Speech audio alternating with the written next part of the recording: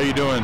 This is Murdoch Piscati with Come and Take It, Texas. We're going to be doing an open carry walk with Adam Kokesh here in a little bit, and we're going to march from here down to the Freeman, down on Commerce, where he's going to be doing a speaking engagement.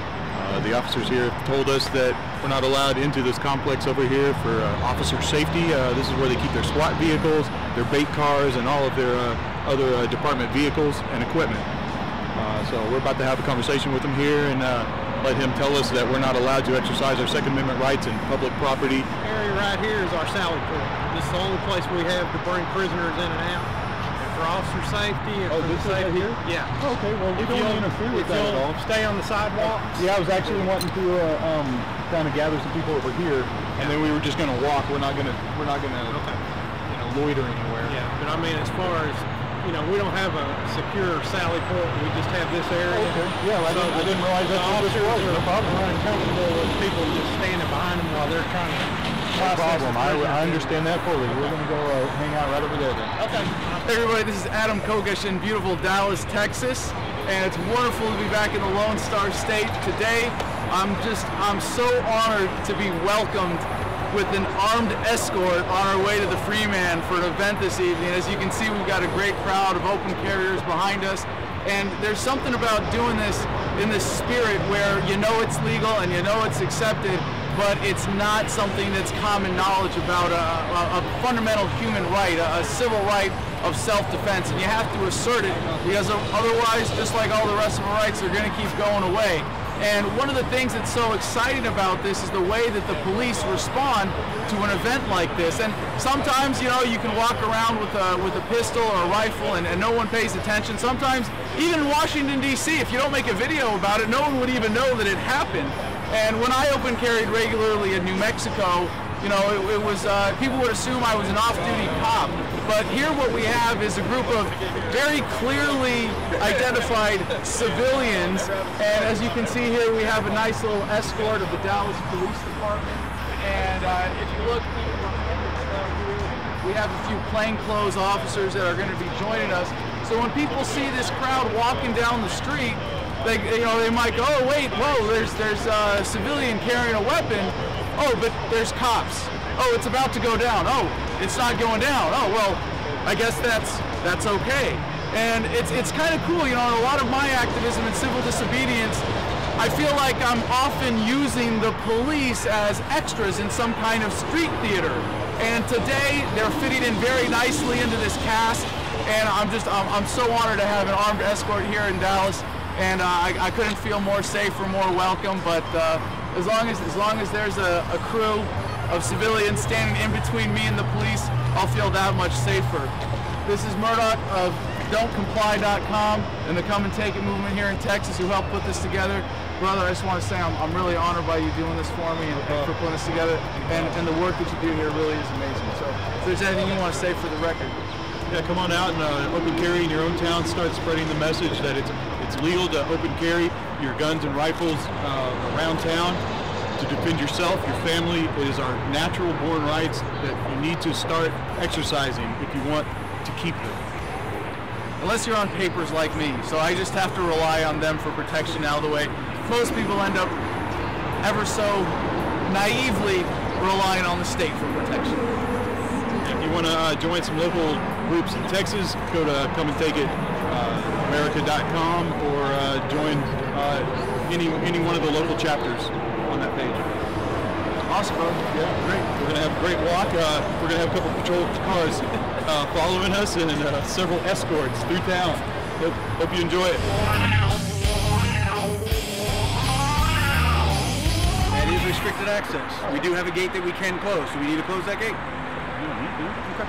What I'm saying is you're not going to try and proceed down that in between the cars and the sally port area? I understand restricted areas and whatever. We're not trying to go sprinting through a police station. I mean, you've got the wrong idea if you think that's what we're trying to do. Well, honestly, and I don't want to get into the whole politics of it, but honestly, I think the whole thing's unreasonable in downtown Dallas. Then a political statement can be made elsewhere, just right by a police station in downtown Dallas. Yeah, this isn't really a political anything. It's about freedom and liberty and our constitutional rights. Okay, I'm going to monitor it. They're going to be monitoring them. probably have a patrol car following you guys, the group, just to try and allay people's fears so we don't get 911 calls. And then other than that, we should be all right. My main concern is the safety of my officers at the station and whatnot, and the citizens in Deep Ellum. Right. And so as long as they're fine with it, my officers are safe, I'm completely fine. Now, you've only been to a couple of our events down there at the Daily Closet, whereas Laura Martin has done dozens of them down there. But as far as what you've come into contact with how we conduct ourselves in public during our events that we've had before, has there been any instigation with the officers? Has there been any trying to bait people? And I'll tell you, sir, the difference here is this is Central Patrol, and over there it's our Central Business District officers. So we got two different stations. I understand and that. This is the first one for them. Right. So that's a kill. Everybody. Now, if you would have done this downtown, it would have been. No, I'm just wanting to get your personal public opinion in front of yes, sir. Okay, well, the last time we encountered it, we was at the 50th anniversary of the assassination of JFK. Yeah, it was. We were getting 911 calls. Sure. And so we addressed it in that manner, in the way that we addressed it. That's why we addressed it in that manner. Sure. Okay, so, and had a discussion with the city attorney afterwards, so you have to take everything case by case basis. And I'm not the one who makes those decisions. Sure. People in planning are. It's just when you get last minute, then you get more lower ranked people like me who are just show-minded. Who just say, okay, this is my concern. It's the safety officers, and I, don't have as much experience. And it's your job to keep the public and the officers safe. So we fully understand that, and we're here to cooperate with you and do just a peaceful walk down the road. All right. And even though it's a short notice, I appreciate the notice. Yeah, I mean, I did call. Didn't have to.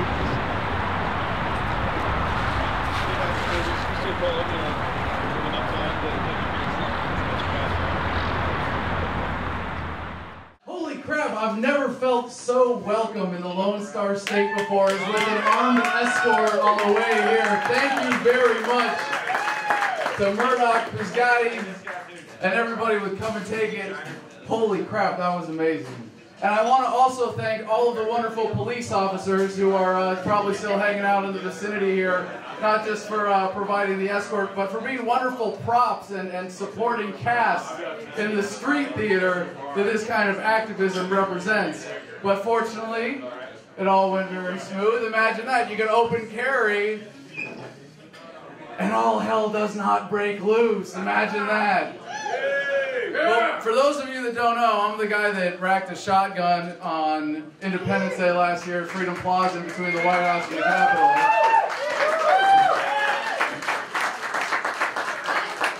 Which led to a wonderful 4-month government-induced, taxpayer-funded spiritual retreat.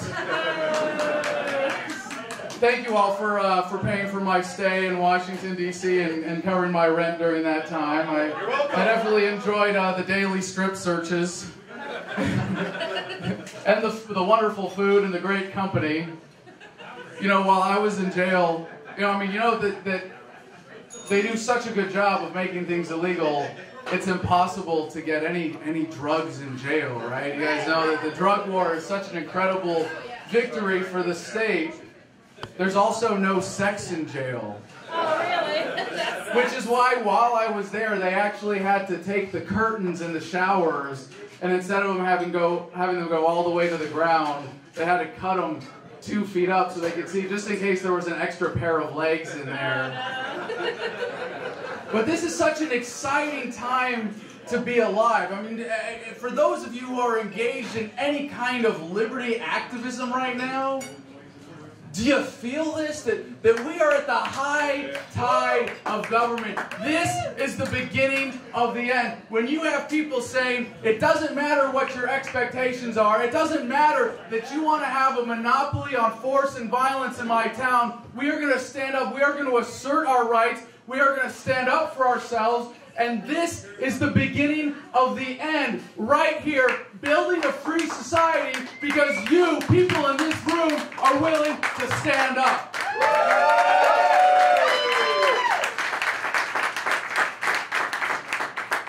I can't think of any better honor or vindication for the work that I do than to have my rights taken away by government now as a convicted felon, than to have this response that you show up in Dallas and get an armed escort. I mean, it blows my mind. I am so honored. I'm so grateful for this. But I really want to, I hope that people get a sense of what I gained from my experience in jail. Because it really was a wonderful opportunity for meditation. I mean, you can only study the paint peeling off the walls for so long. And I learned something really valuable. You know, when I was in the Marines, I was in Fallujah in 2004 for the first battle. And in the Marines, they kind of condition you to have what they call a whistle past the graveyard sense of humor. Yeah, okay, we got some hands. You know what I'm talking about. I was waiting for the guy coming in. Oh, never mind. Nobody knows what I'm talking about. I was always the guy, you know, every morning getting up, telling jokes, singing songs, cheering people up. And you come home and you go, well, geez, all the rights that I fought for, that I thought I was fighting for, are going away. And you realize that the greatest enemies of the Constitution that we swore an oath to are not to be found in the sands of some far-off land, but rather right here at home. Amen. And it's not because the Constitution is some sacred document, it's because of the principles behind it. And a lot of people, when they wake up to this, I mean, how many people here identify as libertarians? And you don't have to, little L, big L, doesn't matter. Some kind of people, any kind of enthusiasm for freedom. When you wake up, and you know, it's almost doing ourselves a disservice to use the term waking up, but coming to a point of realization. Because when you see people that don't understand the real threat that government represents, they do seem asleep. But we don't wake up like snapping our fingers. You know, it's a process. And if you understand that government is force, government is violence, government is coercion, you think, what is it that leads people to be attached to that? What is it that leads people to want to do violence against others? Fear, insecurity, emotional weakness, all of these things that government is trying to get us to feel. And why do they get away with what they get away with? Because we give into it. How many people here woke up and got angry? I did. I risked my life for a fucking lie in Iraq and came home. You bet I was pissed off. And you don't have to go to Iraq. I mean, hey, please, smart people learn from others' mistakes. I figured it out the hard way. Please, don't figure it out the hard way. Don't be a part of the system. Don't feed into that. You don't have to. But how many of you came back and were afraid? And you thought, maybe it would be better if I had taken the blue pill. Maybe it would have been better if I had just gone back into the Matrix. This steak tastes delicious.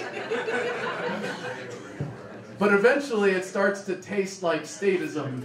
And you can't go back. You can't go back to sleep. It doesn't work that way, does it?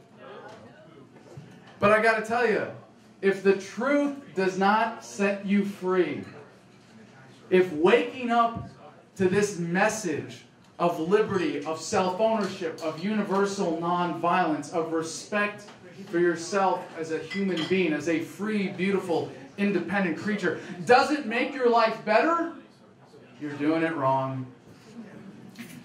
And this was the great epiphany that I had in jail. And maybe it's nothing all that special, but a lot of us, we want to grab other people by the collar and say, wake up! How can you not pay attention? Join me in my anger and my fear and my pain. And they go, this steak tastes really good. Am I right? How many of y'all have run into that?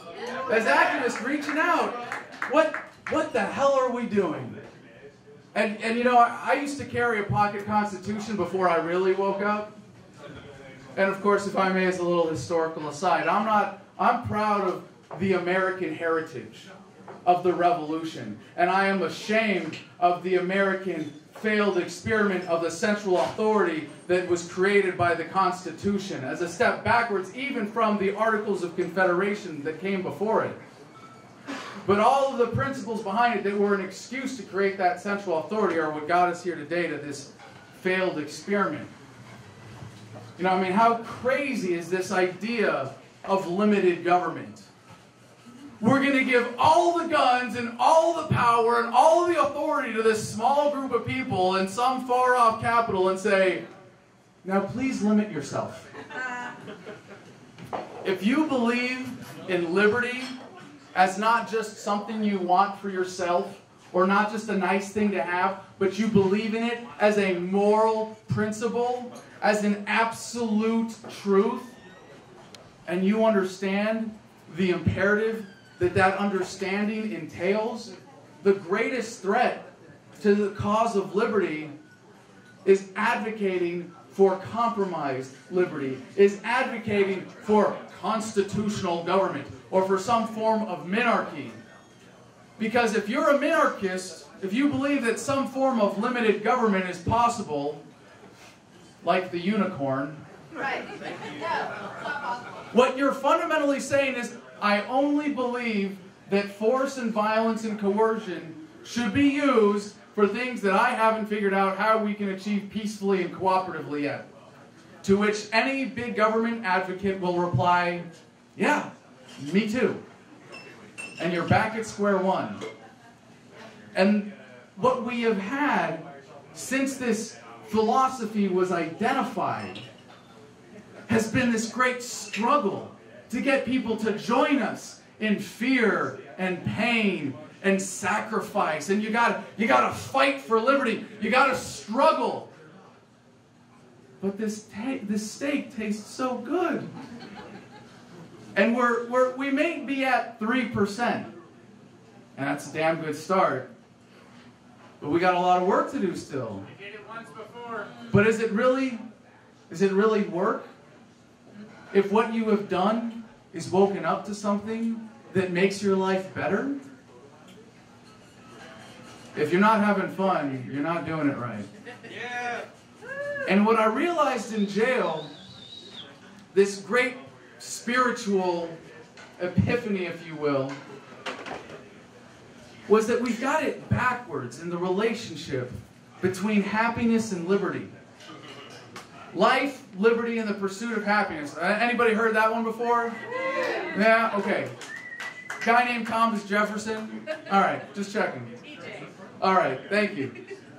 So, we get this impression from those words that it's a kind of progression.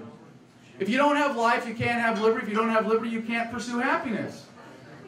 But is happiness something you go and chase down and beat over the head with a club and drag back to your cave to enjoy forever and ever? Maybe. Hell no. Maybe. Don't go there. Oh, all right. Well, if your concept of happiness is limited to certain externalities, well, again, you're not doing it right. And this is the important thing that's really so blindingly obvious when you realize it as something that is just elemental to the human condition. You will never control what life throws at you. You will never control the actual amount of freedom you are allowed to enjoy in your life when you are up against the entire paradigm of not just the rest of the country, but the rest of the world, the modern phenomena of statism. But you will always, always, always get to decide your attitude and your outlook, and your frame of mind is always your choice. And the reason government wants us to be afraid is because when you give in to that emotional servitude, when you allow your frame of mind to be dictated by others, you have enslaved yourself. Freedom starts right here.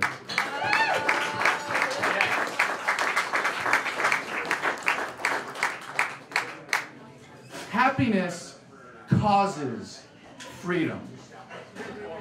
And if you can't see that, and you can't understand that you get to choose at all times what your demeanor is and what your choice is, then you will always be a victim. You will never be free. What's the point of being free if you don't know how to be happy? If you can't enjoy it, if you can't have that for yourself. So the other thing that I figured out while I was in jail was based on this idea that libertarians are uncompassionate. How many of you have heard that and wanted to tear your hair out when you hear that, right? Okay. How the hell could the philosophy of universal nonviolence, of self-ownership, of the non-aggression principle, how could this possibly be uncompassionate? And you know what? There's actually something to that. And part of it is because we don't argue for absolute principle. We don't argue, as often as we should, from the absolute moral position of universal nonviolence, of liberty based on self-ownership, based on the non-aggression principle. But also because we tend to ignore reality in the fact that so many people are committed to these systems based on violence. So many people are dependent for their daily sustenance on these systems based on violence. And if your answer is, well, we're going to have some minimal government after we have a collapse, and you say, oh, well, it's cool. I've got my guns and my ammo and my gold, and I'll be fine. Well, guess what? When the shit hits the fan, the government's going to take care of the people cowering in the cities. They're going to come after you first. That is not an answer. If you are compassionate, if you believe in the message of liberty because you believe in making people's lives better, because you want to see a world for your children where they are not subjected to the violence of statism that we see in the world all around us today, you have to be aware of this. You have to be paying attention to this. And the answer that libertarians often give is, well, you know, there's going to be some form of collapse. Localism or localization, governments coming apart from the top down, is what we're going to have, whether we do it deliberately or not. The question is, can we take the bull by the horns? Can we face up to these issues? Can we deliberately acknowledge the problems that we're facing and say, we are not just going to let this thing collapse and hope that the government spares us in its death throes as it violently clings to power? That is not an answer. If we face up to these issues, we understand the challenges that we face as a society that is dependent on all these systems of coercion. Localization, deliberately taking governments apart from the top down, is how we get there. And for those of you that didn't catch it, while I was in prison, it was a great opportunity for me to announce that in 2020 I'm running for president on the platform of an orderly dissolution of the United States federal government. We can do this the easy way or the hard way. What we have now is such an incredible opportunity. And one of the things that I love talking about on my show, and for those of you that know, when I got arrested, I was only sort of able to keep doing my podcast from jail over the jail phones, which was a lot of fun, but you know, when you have to get hung up on every 15 minutes and you have guards listening, your production values kind of suffered. You know, it was a unique challenge, especially for the people supporting me on the outside. But you know, for all the challenges that I faced on the inside and dealing with government, you know, my house was raided by a SWAT team. And by the way, this was the second time they sent more men after me than Bin Laden. The other time was when I said I was going to smoke a joint in front of the White House. I counted. And when they raided my house, I actually had 2 helicopters. That's 1 more helicopter than they sent after Bin Laden. My girlfriend at the time was in the shower on her period. and was pulled out and forced to sit in her blood for hours while they ransacked my home, stole my firearms, and had me and all my housemates handcuffed on the floor, and I got roughed up a little bit. And then I was taken to the torture chamber in Fairfax County. I was in a cell where the lights were on for 24 hours a day. I had shorts and a t-shirt, and it was too cold to sleep. I had no mattress and no blanket, ants in my cell, and what for me was the starvation diet of 3 sandwiches a day. And then I got to solitary, and of course, I was in solitary for my own protection. Right. So I got to the DC jail and found that a lot of the guards were actually fans of Adam versus the Man. And I started getting extra trays, so it was very nice to have that extra courtesy.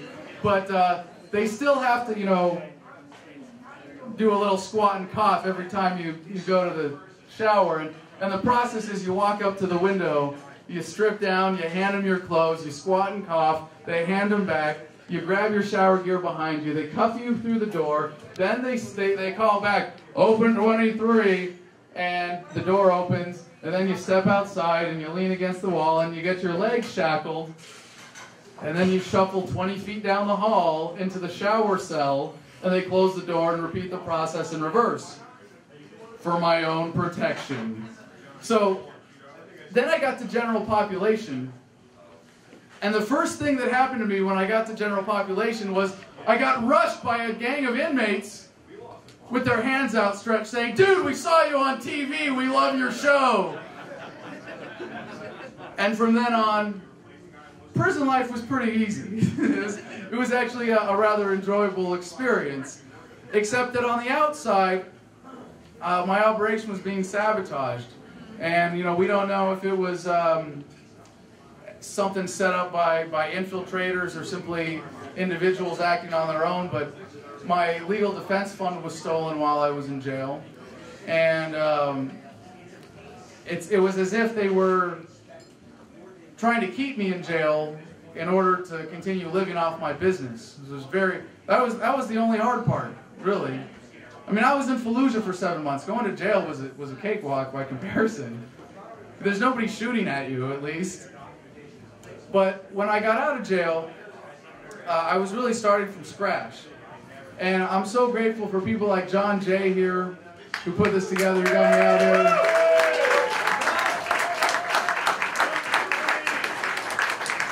Who will be playing music long before you get tired of my voice, I hope, if you're not already.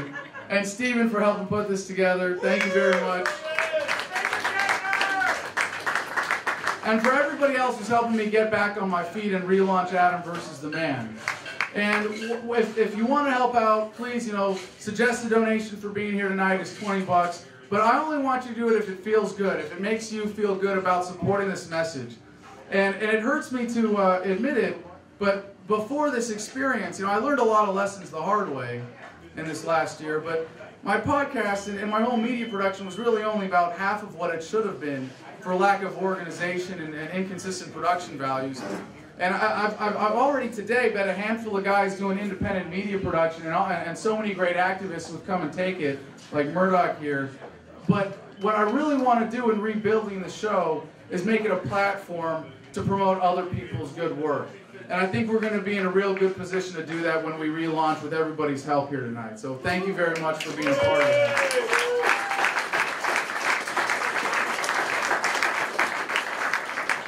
The other wonderful thing I figured out while enjoying my government-induced, taxpayer-funded spiritual retreat was that I started writing a book. And it's kind of cool that you can go back and do a survey of the literature of our movement. And it really is a young movement. I mean, even if you want to go back all the way to Plato, to Socrates, and then, you know, ideas kind of went a little dormant for a while, but you can go to John Locke, you know, the Lockean concept of property rights. Yeah, give it up for John Locke. All right, we got a fan over here. All right, it's going to get better every generation. You've got Ludwig von Mises. You've got Hayek. You've got Ayn Rand. You've got Murray Rothbard. Murray Rothbard. Sam Konkin. You know, Okay, well, this is really important, all right? Sam Konkin, much lesser-known libertarian philosopher.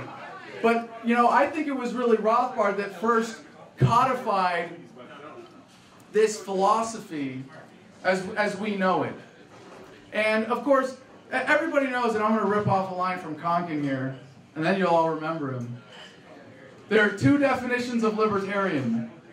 One, anybody who calls himself a libertarian. Two, anybody who agrees with me on absolutely everything. Otherwise, you're not a libertarian.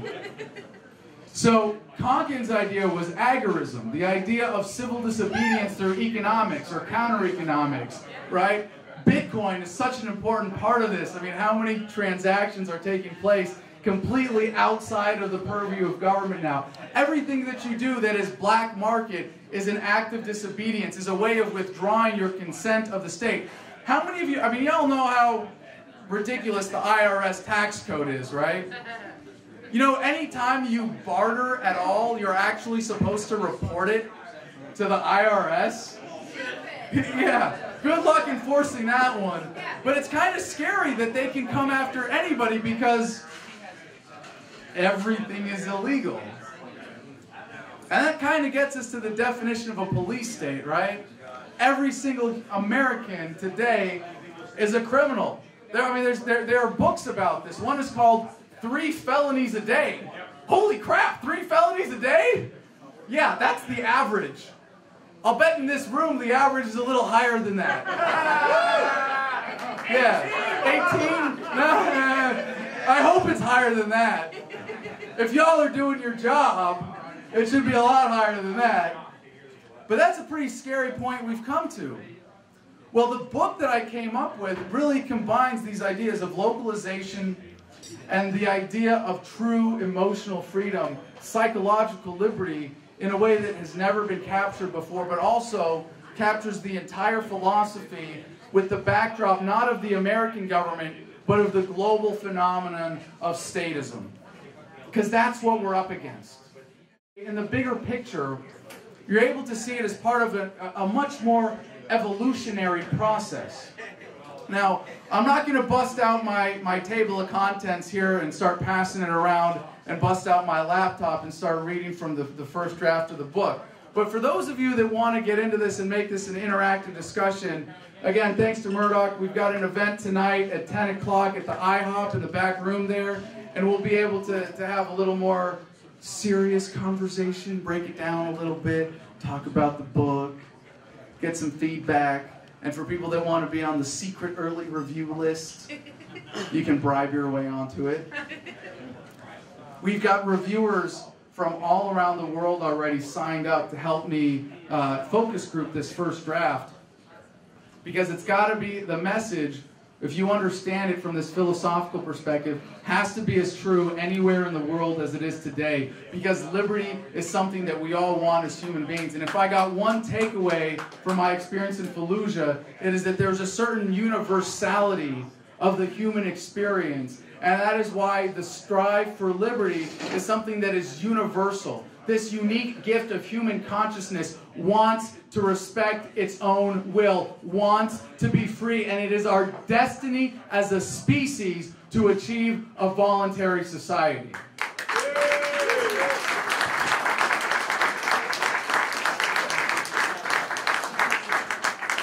So if you understand that, it's really just a matter of how.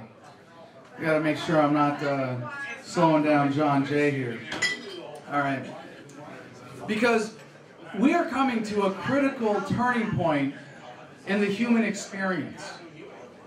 And I don't just mean what I was talking about earlier, where we feel government's grasp slipping away.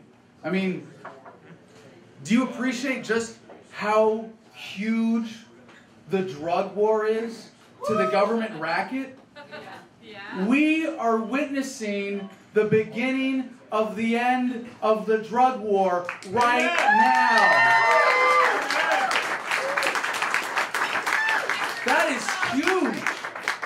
How many people who just go, damn, I just want to smoke weed, are going, well, wait a second. I just want to own a gun and be able to defend myself. Wait a second, I just want to trade and be able to keep the product of my labor. Hey, I just want to own property instead of being a renter paying taxes on living somewhere to a government that doesn't give a crap about my rights. You see that falling away? And the drug war is, I mean, holy shit, what a moral crime is it to say, you can't put what you want in your own body. I own you because I am government. How disgusting is that?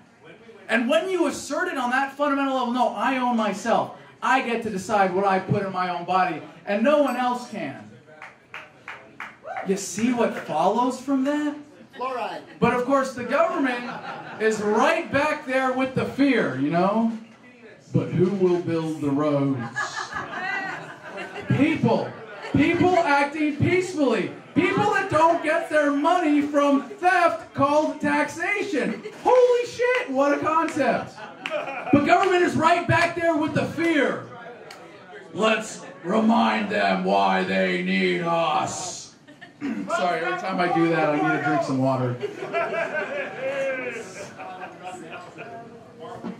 And I think back to my own shameful experience in the Marine Corps. And it's really tough coming back. And I gotta be really humble in a way, talking about this message, talking about the absolute moral philosophy, because I'm a damn slow learner.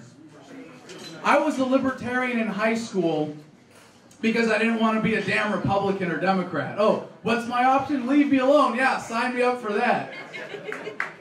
I mean, how many of y'all got started with something as simple as that? You just realize something's wrong with Republicans and Democrats. That should have been an easy one to figure out, right? And it took me about 10 years. I had to go to Iraq and get shot at and come home and be like, God damn, that was dumb. To start waking up to this. And really, my start in politics was in the anti-war movement with Iraq Veterans Against the War, and I was surrounded by liberals. And I was like, well, I'm a libertarian, so I know I'm right about everything. I just got to prove it. So I wanted the airtight arguments. And I realized I didn't know shit. You know, I realized that I had a lot of learning to do. But I wanted those airtight arguments. I wanted the proof. I wanted it to be irrefutable. Not a matter of preference. Hey, more freedom good, less freedom bad. No, freedom is a moral concept. How does that apply to everything? And when you get it as a philosophy, it really untangles that knot. So I look back like, I was a libertarian, and yet I volunteered to go to Fallujah. Ugh. That's embarrassing. I mean, it saved me a lot of practice to make it easy to admit that. Yeah. And then you signed a contract. And it was not a contract. It was an enlistment document. Yeah. Thank you very much. For anybody in the room considering enlisting, it's not a contract. It is a one-way obligation, and the fine print on the document actually says something to the effect of, we can change the terms and conditions of this agreement at any time with no notice to you whatsoever. Yeah, that's not a contract. So I had to, but what we were capable of in terms of the evil that we did in Fallujah, and you know what, I tortured people. I'm not proud of that, but I'm able to put that in context and realize the criminality of what I did. And in a way, I feel like anything I get fighting government here, I deserve it. First in line. But, yeah, I'll be first in line, don't worry. I'm still on the top of the list. Y'all better catch up. But, anybody commit any, or actually deliberately go out and get arrested for felony civil disobedience? Not deliberately. One hand? Excellent. Oh, hold on. I don't know if you want to get that on record. No? Oh, okay. Already done. I'm on the run from the wall. We have someone on the run. Get that on camera. All right. But what we were capable of, if you think about it, is insignificant compared to, say, World War II or Vietnam. Now, I really want you to think about this for a second. This is a very important concept. The high tide of government. We have already passed the high tide of war. We hope so. At no point from now on in human history will you be able to convince millions of people to go kill people they've never met on the other side of the planet. Amen. Wrap your head around that. That's a beautiful thing. What do they have to do? Oh, it's the terrorists. Well, we have to occupy the entire country because there are a few of them who hypothetically support this tiny minority that are actually willing to fly planes into buildings, if you believe that.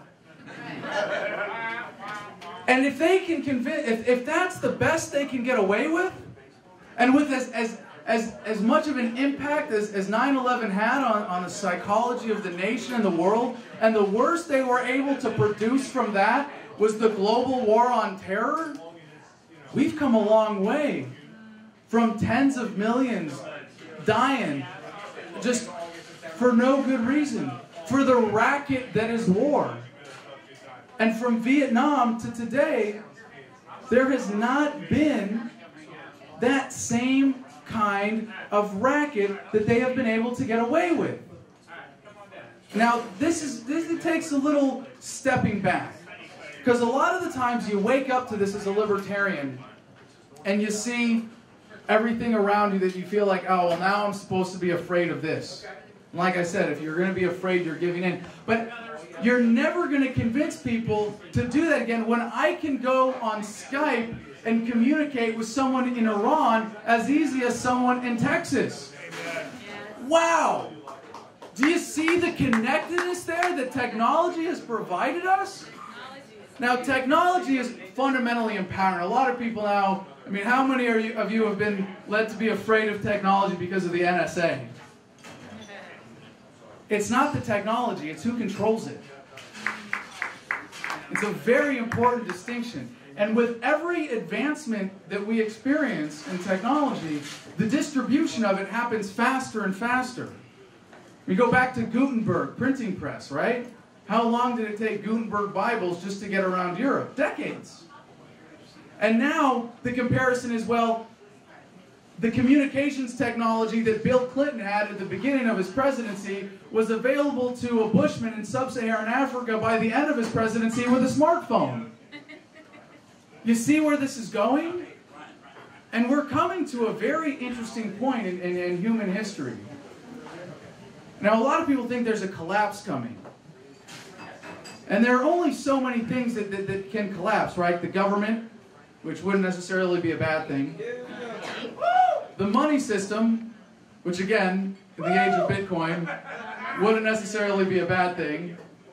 And the third thing is the internet, right? That would suck. Now, what happened in Egypt when they shut down the internet? The universal rallying cry was, when the government shuts down the internet, it's time to shut down the government. Now, China is a great example of what governments can get away with, but even there, they're really just nibbling around the edges. This is an unstoppable force of awareness and connectedness. Do you know how much government relies on fear and misinformation and lies? And just now that we all have the truth button right here in our pockets, one click away, the kids that have these under their desks in high school today, they're the ones that are going to change the world. You can lie to us, but you can't get away with it for very long. That is a game changer. Well, part of my fantasy of futurism and empowering humanity is that at some point, we're all going to get therapy robots. And anytime you start yelling at your wife, tell me how you really feel. It's going to be right there behind you. And then you think, well, wait a second. This is already happening with the internet. Anytime I look forward in these bigger trends, I go, wait a second. Look at what's happening right now. This is already present in our lives. How many of you have been able to realize through the internet that based on some fear that you had, some insecurity, some personal challenge you were facing in your life that might have had you afraid or feeling isolated, thanks to the internet, thanks to the communication capabilities that we have now, led you to understand you're not alone. How powerful is that? Just as we've seen, I mean, by some measures, the libertarian movement really only exists on Facebook. It's funny because it's true, sorry. But what we are coming to is a state of connectedness that is fundamentally disconnecting the ability of the superclass through the politicians to get the enforcers to use violence against everybody else. And the reason I reference my petty protest experience is that when you're a cop on Capitol Hill, you know why the protesters are there.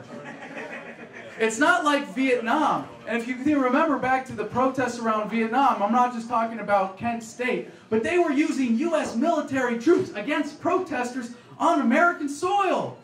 They had U.S. Marines marching against protesters. Holy crap. Oh, well, they're communist, anti-American scumbags. Okay, when do we get to shoot them? That doesn't fly anymore. Because the cops all have smartphones in their pockets too. And they got to go home to the same Facebook as the rest of us.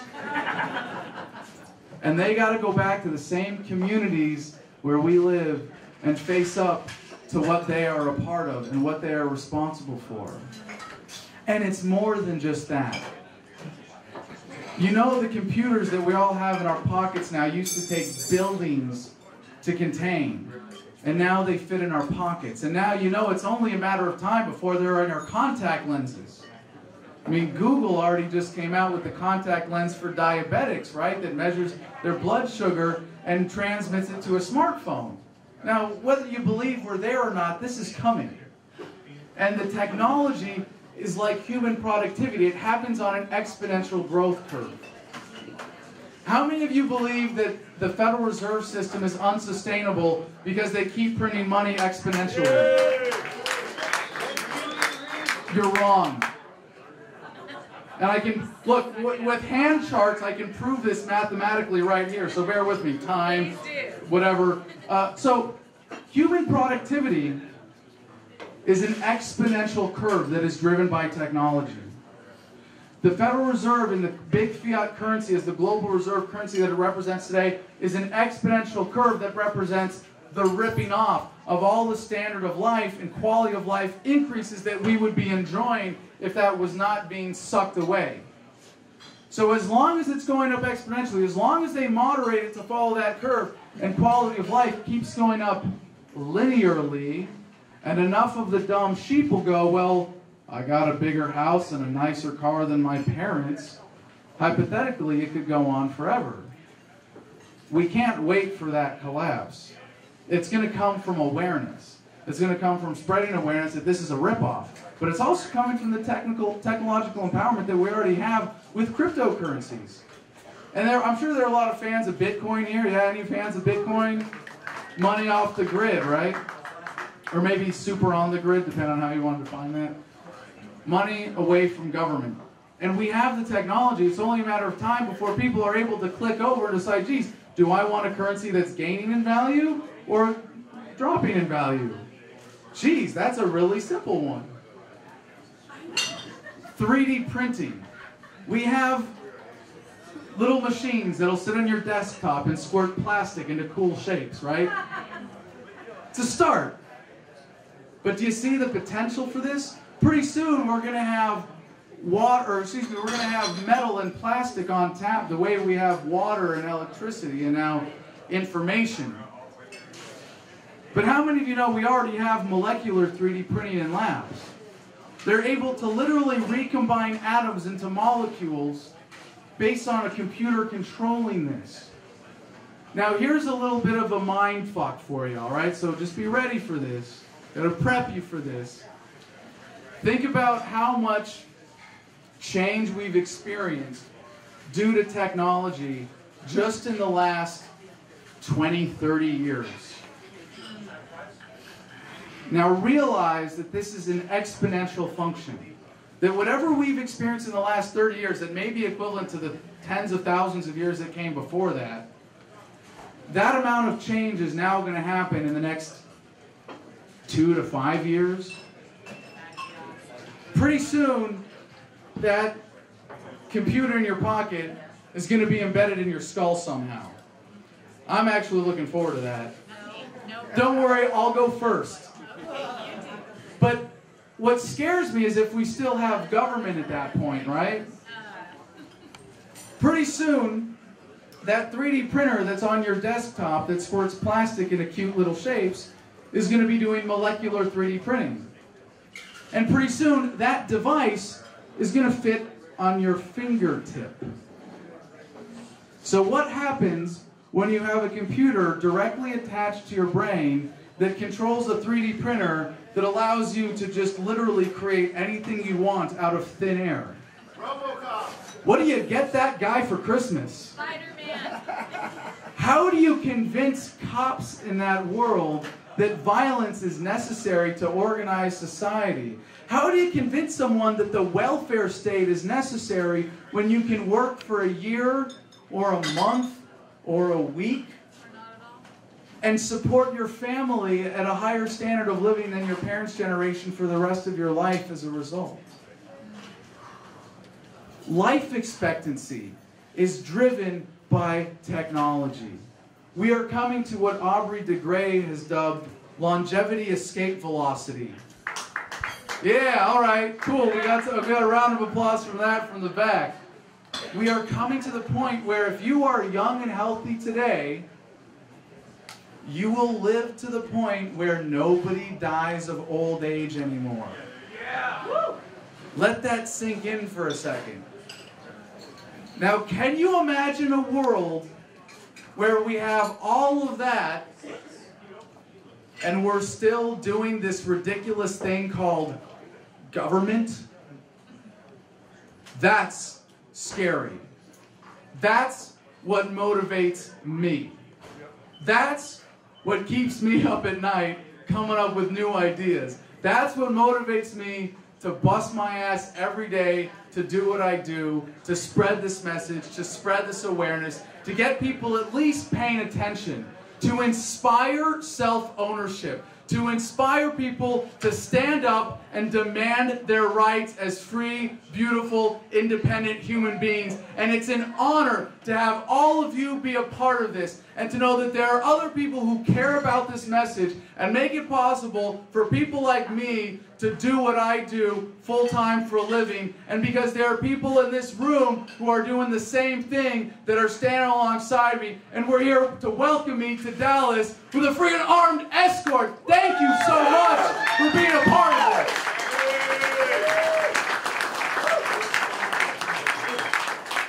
I'd just like to end, Mr. John Jay, if you're about ready to kick this off. Take your time. All right. I don't think anybody's here to see me. Well, I'd like to at least. Well, maybe we can take some questions then, if it's appropriate here. But I'll just end with a quote or a saying from the Chinese, which is appropriate to beg permission from them at this point because they're going to own this country soon enough, right? If they don't halfway already. May you be blessed to live in interesting times. Some would say that's a curse. But I think what we're coming to with all of these exponential growth curves, and I know I took algebra in high school, exponential growth curves never go vertical. But from the perspective of the human mind, the point we're coming to in the next, maybe it's 10, 20, maybe 50 years, maybe we've hit that turning point already, I can only describe as the asymptote of human existence. And it is a very, very exciting time to be alive. And in line with the epiphany that I had in jail about this truth empowering you to live a happier, better life, it's just an honor for me to have a chance to share that joy with all of you. So thank you so much for your attention tonight.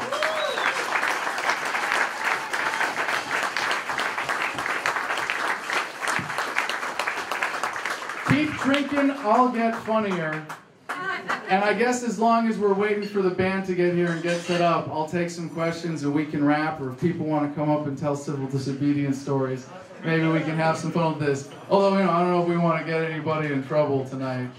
Murdoch, you want to come? Hey, you know what? Let's give Murdoch Pisgatti a round of a hand right here. Don'tComply.com, come and take it, Texas. And if anybody has anything they're doing here, I think it's really important to give you a chance to plug your activism to the local community and let people know what's going on, give them a chance to get involved. Yeah, we do all the open carry walks here in Texas, all over the state. We've got chapters. Go to comeandtakeItamerica.com to join your local chapter. We're getting out there and educating people on the Second Amendment rights. We're going to bring back constitutional carry to Texas. Absolutely. We want to thank Adam for showing up today and gracing us with his presence, because we did an open carry walk here a little earlier, and because he participated with us, I thought it would be necessary that we provide him with the honorary shirt of Don'tComply.com. Proud member of a terrorist watch list. Wear it proudly. I guess we got some other shirts there too for you. But the only solution for evolution is revolution. And guys, come out to the IHOP later, where we're going to have a little Q&A and book reading.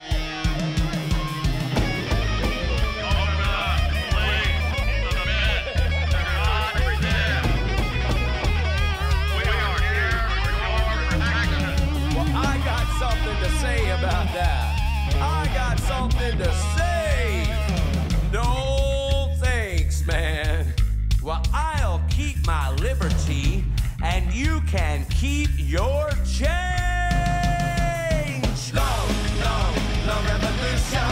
Long, long, long revolution. Long, long, long revolution. Long, dominate. Long, long, long revolution. Long, long, long. Long revolution, la la la la, long revolution,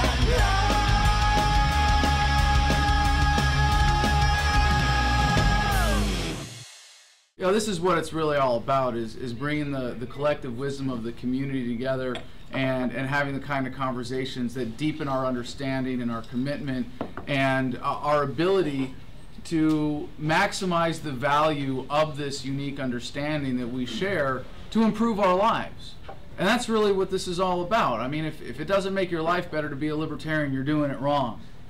And I'd like to think that the book that we're going to be talking about tonight, Freedom, it represents not just my take on the coherent philosophy in a way that's been done before, but includes some legitimate intellectual contributions to the movement. And I feel like this is an incredible position for me to be in, and this is, of all the activism that I've done, from going back to, organizing with the Libertarian Party when I was in college, to anti-war activism with the Rock Veterans Against the War, to, punking Mitt Romney with the Constitution, to interrupting John McCain at the RNC, I mean, to dancing at the memorial, to like all of that, being able to, and all of that's great, but I think what this book represents, not just as the, repackaging and reframing of what to me the philosophy means in a way that is really easily accessible. It includes a chapter on emotional freedom or true personal freedom. We have a soundtrack to go along with this. The orchestra pit is in the parking lot, but you can hear it all right from here, yeah? Did everybody get that soundtrack? Okay. So there's that, and I really think that this is my answer to the question that I think a lot of people come up with when they come to this. And I talked about this a bit at the bar, but we can get into it a little more thoroughly here, in that if waking up makes you angry, or resentful, or hateful, or frightened even, then you're not getting the value that you're supposed to get out of this information, or out of this awareness. And the problem with outreach for libertarians has often been, you know, join me in my fear and my anger and my pain. And people go, well, screw you. I'm enjoying being a sheeple just fine.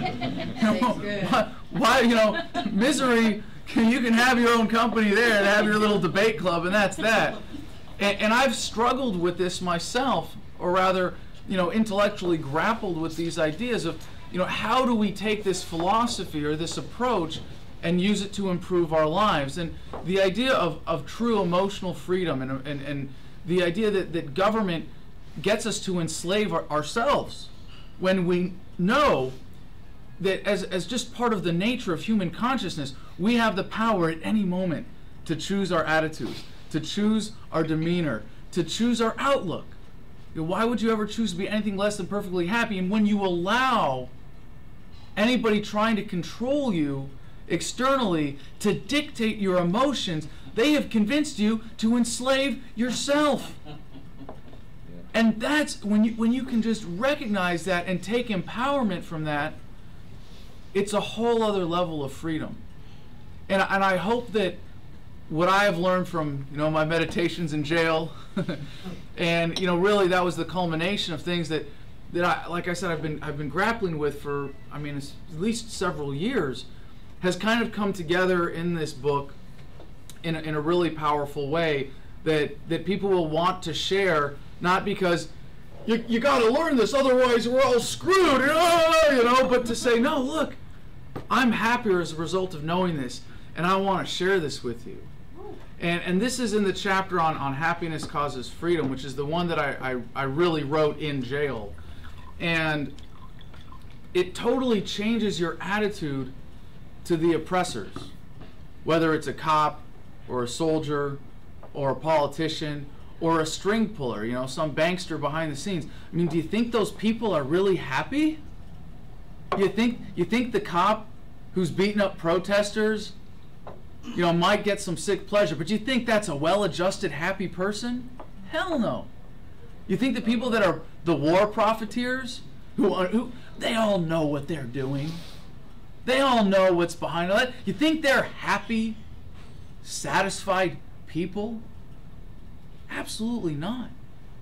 And when you have the emotional freedom to be happy when there's a boot on your neck, and to be able to put a smile on your face in that situation, there's nobody that can enslave you.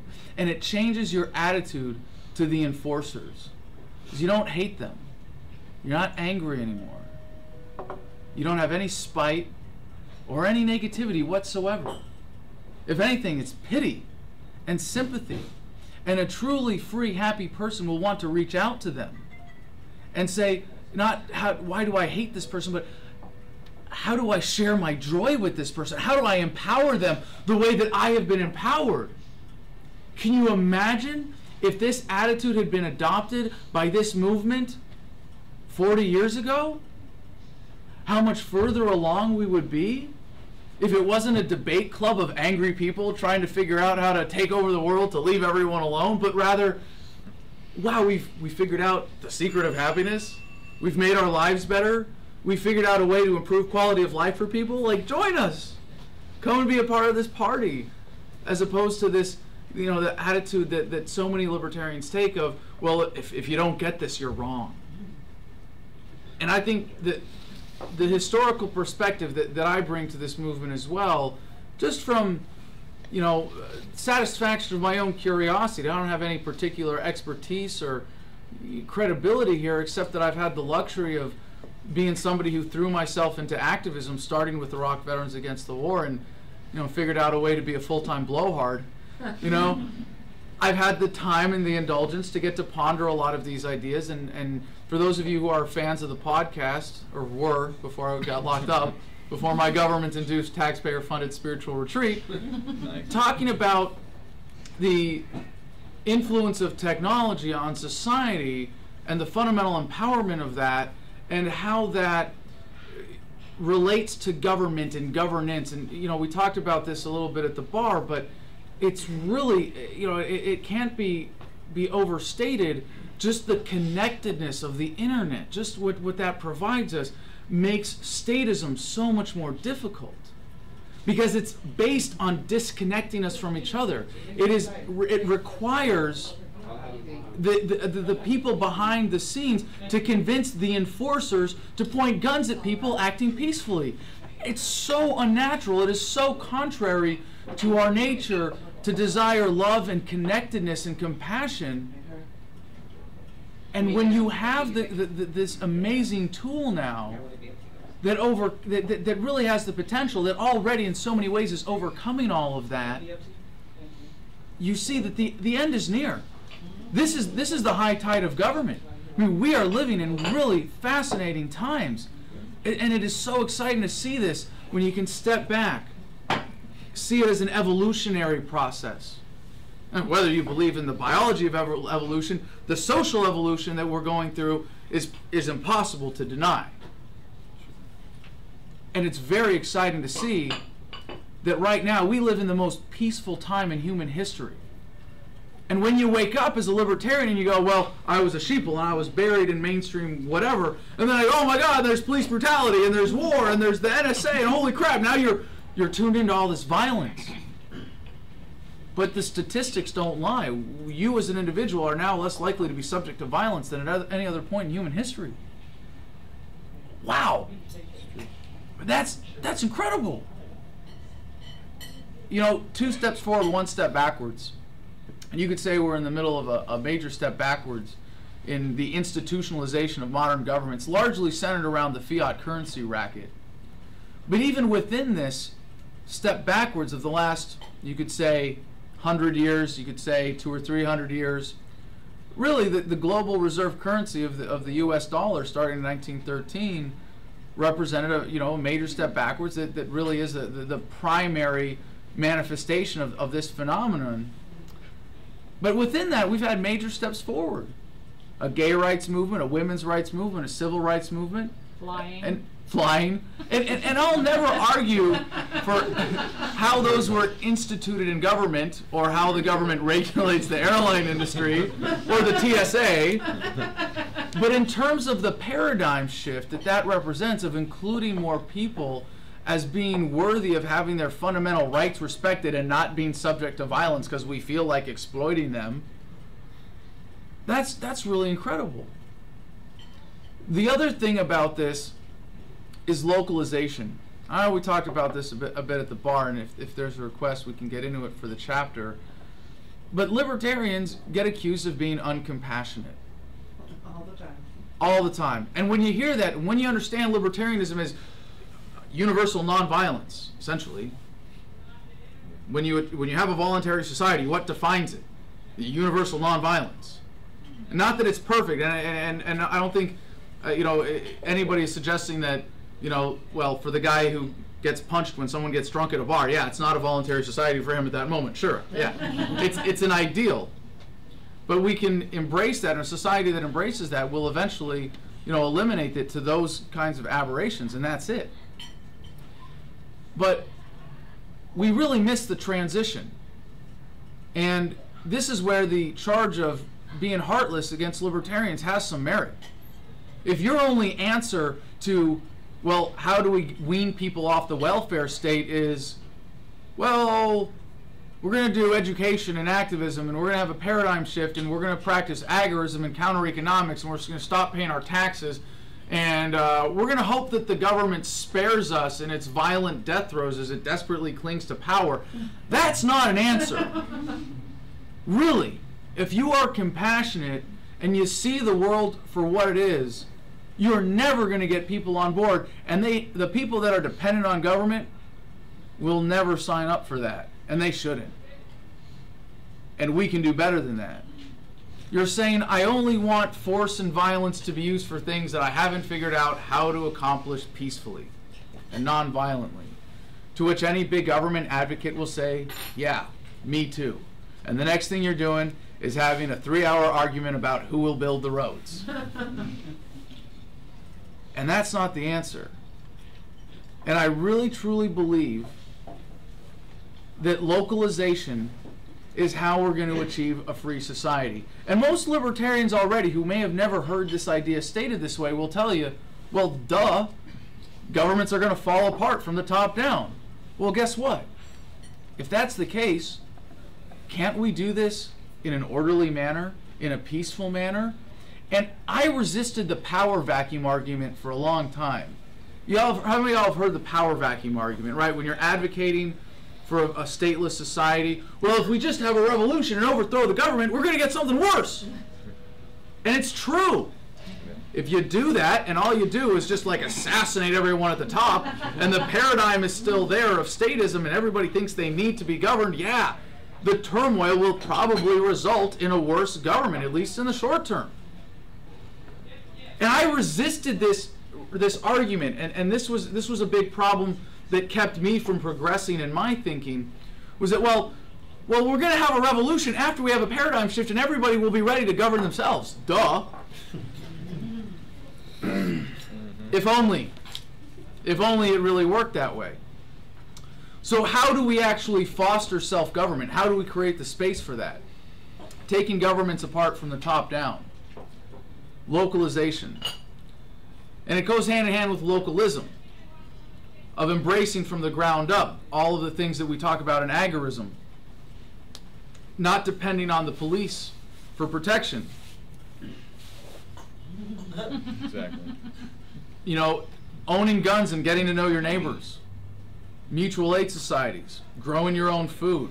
Having things that prevent you from having to rely on government, because it's really not that reliable.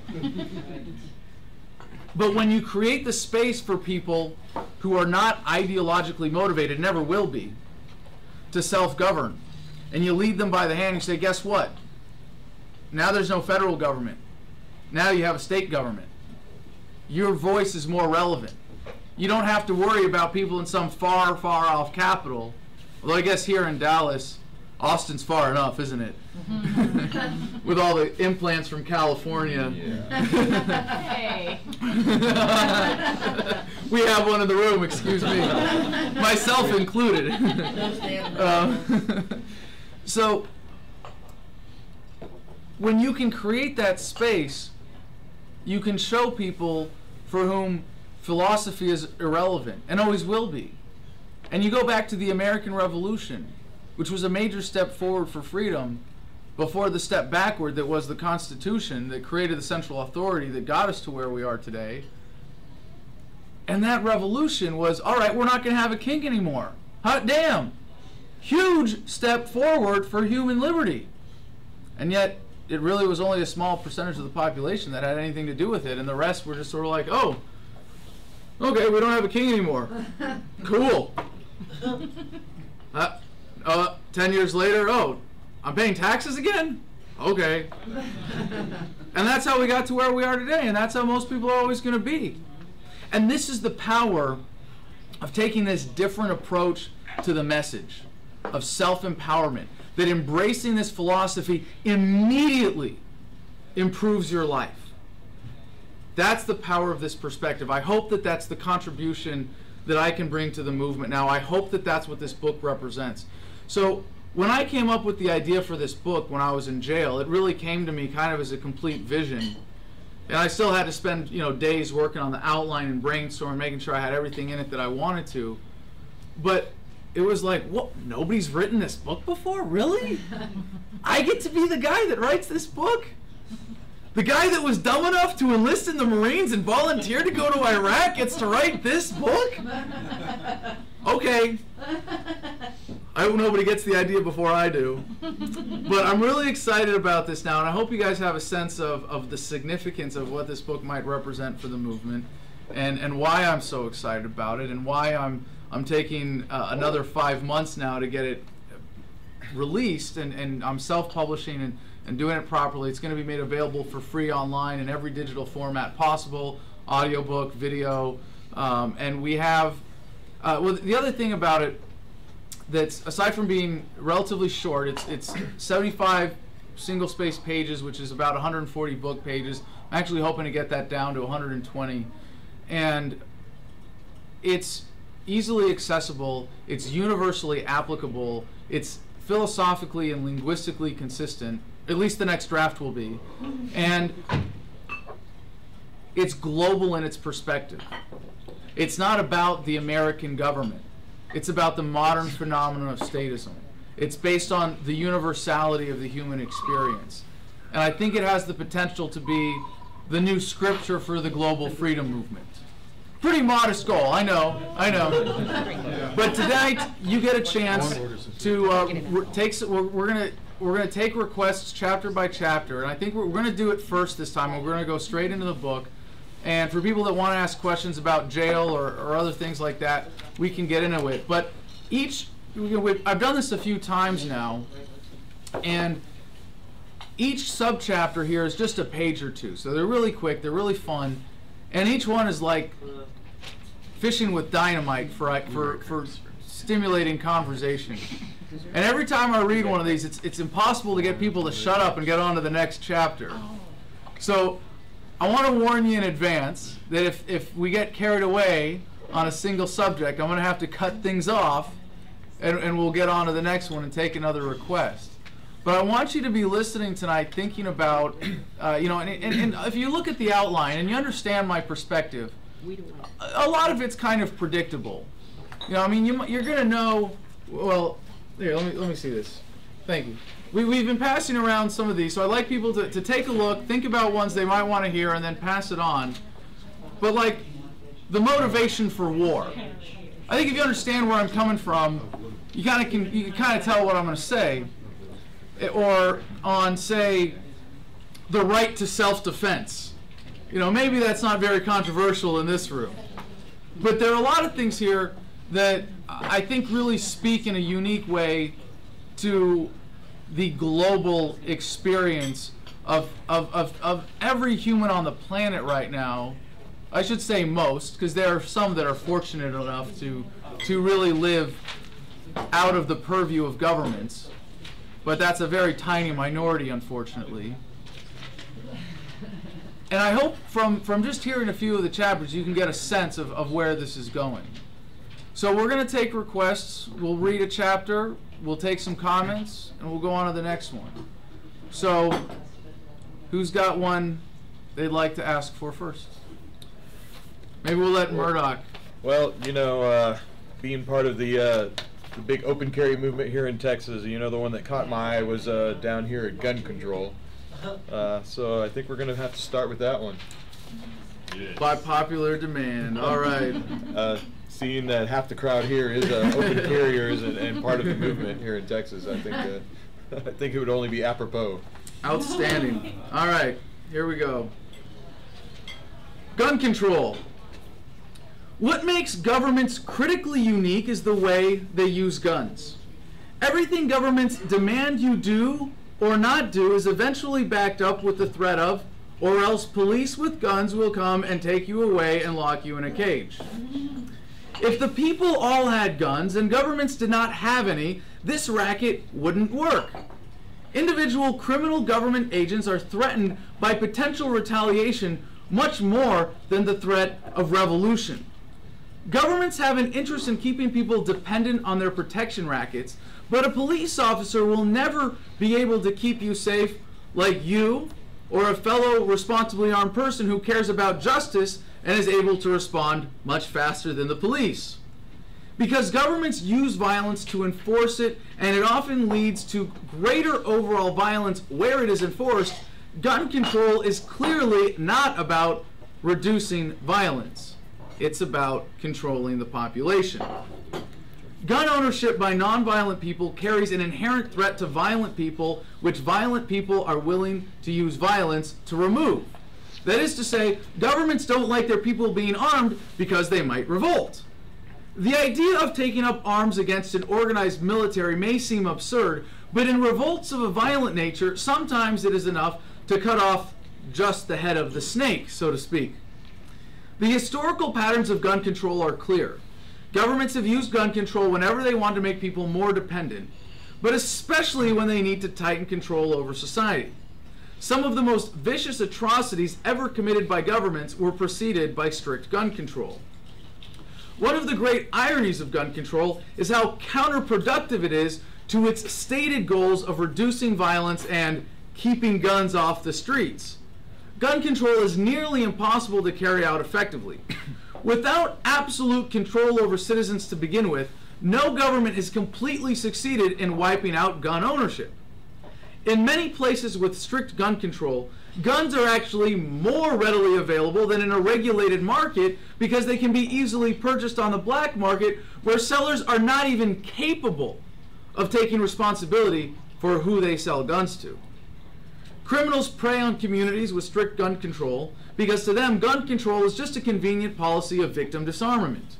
An armed or even unarmed but violent criminal can attack anyone on the street in an area with strict gun control with reasonable confidence that they won't be armed. This is one way governments create more crime. This makes people more eager for government protection. It also creates dependency because where citizens are not allowed to be armed, cooperative solutions to address crime are much less effective. Taking away the right to self-defense has disastrous consequences. Gun control as a government practice is not just limited to the specific technology of guns because it is more about the control of the use of force. When I turned 18, I told myself, I'm not going to forget those on the other side. And now with the kind of feedback that I get from my podcast, and even since I haven't been doing my podcast, and while I was in jail, I got letters, and now I think on average I get at least one per day email from someone who's in high school or middle school even. And I'm like, oh my, and a lot of it's like, hey, I didn't join the military because of you. I'm like, oh, thank God. But it's really the best kind of feedback. And it's not just me. I feel like, I'm the oldest of 5 siblings. Adam, Andrew, Alex, Alden, and Audrey. Oh. My dad has a big Suburban with the license plate that says A-Team. So you know where I got my corny sense of humor. But I really would like to think that to the kids who are just figuring this out, as kind of a naive person who doesn't have the benefit of growing up with the internet the same way that they did. I just turned 30 for the 3rd time. That's 32. So I feel I'm technically on the cusp of the millennial generation. When you're on the cusp, you always identify with the younger generation, right? I feel like I grew up with the internet, but not like with it fully developed. I grew up like as the internet was developing. I think a lot of people in this room are about that age, so you have a sense at least of what I'm talking about. But the kids that like really grew up with it, I mean, that's a different perspective. And I hope, to think that I have something to contribute to them is really an honor. But this, in a way, writing the book and writing this subchapter forced me to codify it in a different way that I hope people in this room, probably some of y'all haven't quite heard it in these terms, and to me this is one of the most fun to write. So, children's rights. Believe it or not, children are people too. From even before the moment of birth, we are all capable of expressing our will and deserve to have it respected without forceful interference. Parents make up all kinds of excuses to make their job easier, but the most destructive ones are those that deny children these fundamental rights and claim that children are the property of parents. A child is a person, not a piece of property. When a child is respected as a person, it is no longer acceptable to strike a child, restrain a child, or violate their basic human rights in any way. Treating children like property might make a parent's job easier in the short term, but it stunts their psychological and cognitive development and conditions them to be treated like property by other authority figures, which is exactly why governments encourage this behavior. Most governments create a legal framework around the idea that children are the property of their parents, or at least are not fully people until they attain an arbitrary age or legal status. This reinforces the idea that rights are only privileges to be given or taken away by an authority. While parents take on a certain responsibility as caregiver, they have no right to deny the will of a child to the extent that it is capable of expressing it. Just as a parent has no right to suffocate a baby expressing a will to live, parents have no right to deny a child at any age its preference of where to live. Parents certainly are not justified in using government to help them enforce their false sense of ownership over a child, and turning to governments for help is no better. Most parents have a genuine desire to ensure their children are educated. But the government takeover of the education industry has led to a sense of helplessness among parents, and in their eagerness to meet social standards of education, they are generally all too happy to turn their children over to the government.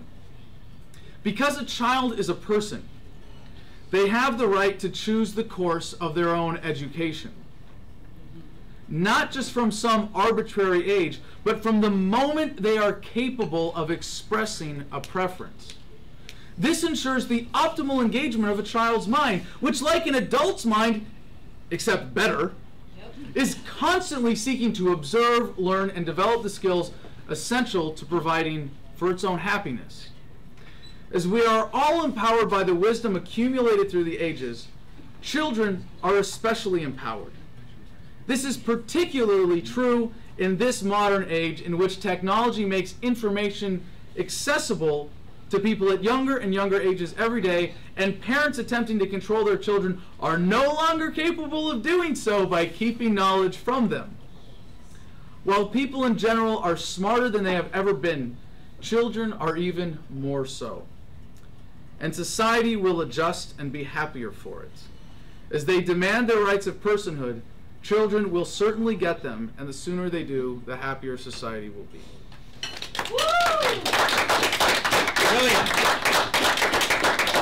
Well, this actually really comes from Dr. Spock. I mean, it goes back to, the first guy that really started looking at the statistical analysis and said, well, guess what? If you hit your kids, they come out dumber. Yeah. Like, it's really simple. The more you treat a child with arbitrary authority as opposed to reason and logic, the more they're conditioned to use arbitrary reasoning and do as I say, not as I do, rather than appeal to their own reason and their own natural will. And that's the whole point about treating them like they are an adult, because you're setting up, whether they have the ability yet, you're setting up that framework that they know how to interact in that framework of an adult world, so that when they do start getting that reasoning, they fill in the blanks and they know how to interact. And that makes the next generation not just instantly bow down to authority, and you're raising another generation that asks these questions and has something to negotiate. Generally speaking, a con artist is much more effective than a pickpocket. Similarly, government is much more efficient when it can convince its victims to go along with it. The great lie of government is that it exists for the good of its victims. In order to obscure the truth, governments tend to go to great lengths with propaganda intended to change the way you think in order to change your behavior. Propaganda makes it possible to spread misinformation that can affect your decisions, deflect blame from the government, promote infighting, promote dislike of outsiders, and create a sense of patriotism or identification with the nation or even the government. The greatest measure of what governments are capable of with propaganda is how much they have convinced people to identify with the government, so that anyone who challenges the power of the government is seen as an enemy of the people. Fortunately, the same technology that makes propaganda possible today has finally caught up in terms of empowering people to question government. And so we may have already passed the high point of the effectiveness of propaganda. In the early days of government, propaganda was simple and crude. Perhaps the first example was a big caveman with a spear grunting angrily at a neighboring tribe, goading his people into attacking. Bad guys, over there! Be a patriot! Go get them! As communications technology has developed, so has the complexity of society, so has the complexity of the government racket, and so has the power of propaganda. At first, if only to coordinate violently oppressive government subdivisions, communication technology was essential to the growth of governments. But with the possibility of mass communications, the effect of propaganda became much stronger. It also made it worthwhile for governments to invest very heavily in the development of propaganda techniques, which is why they are so well developed today. Governments are able to use propaganda as a form of mass mind control to create support for a wide array of policies that any free-thinking society would never tolerate. The development of mass communications technology expanded what the government racket was capable of.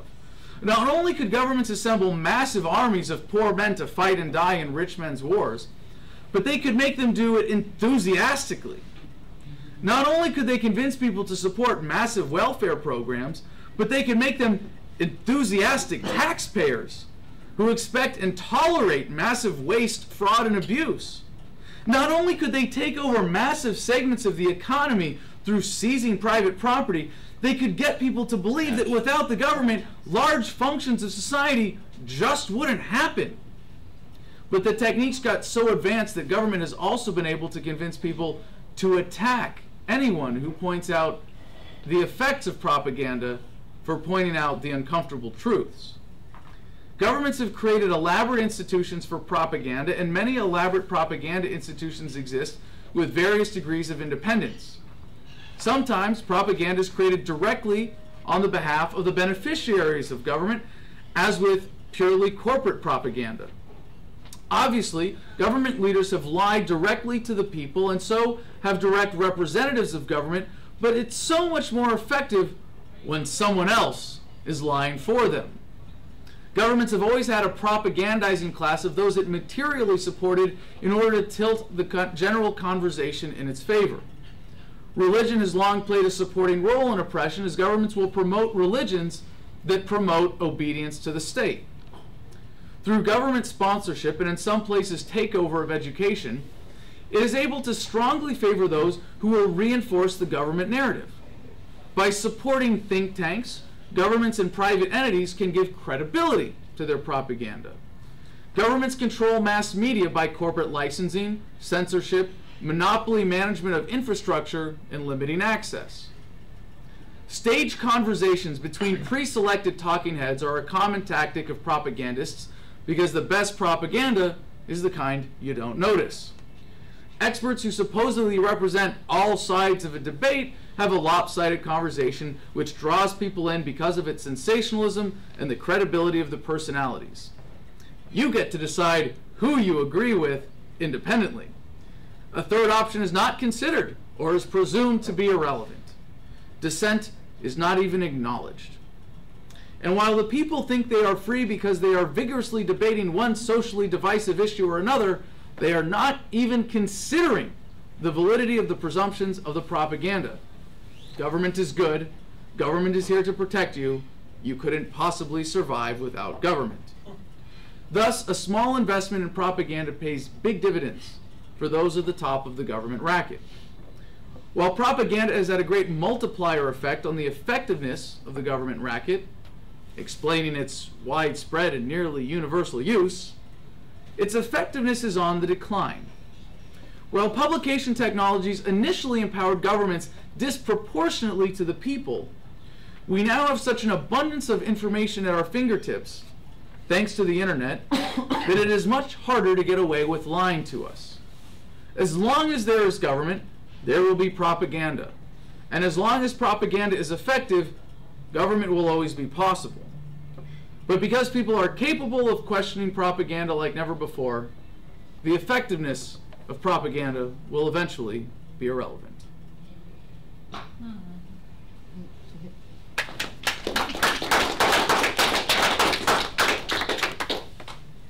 said that the most effective propaganda is the one that the people can't understand or they can't see. So what do you think is the most effective form of propaganda today? The most effective form of propaganda today. Liberty. I wish I had a yardstick for that. You know, there's, I would have to say the government-run school system. Everything else is kind of a follow-on to that.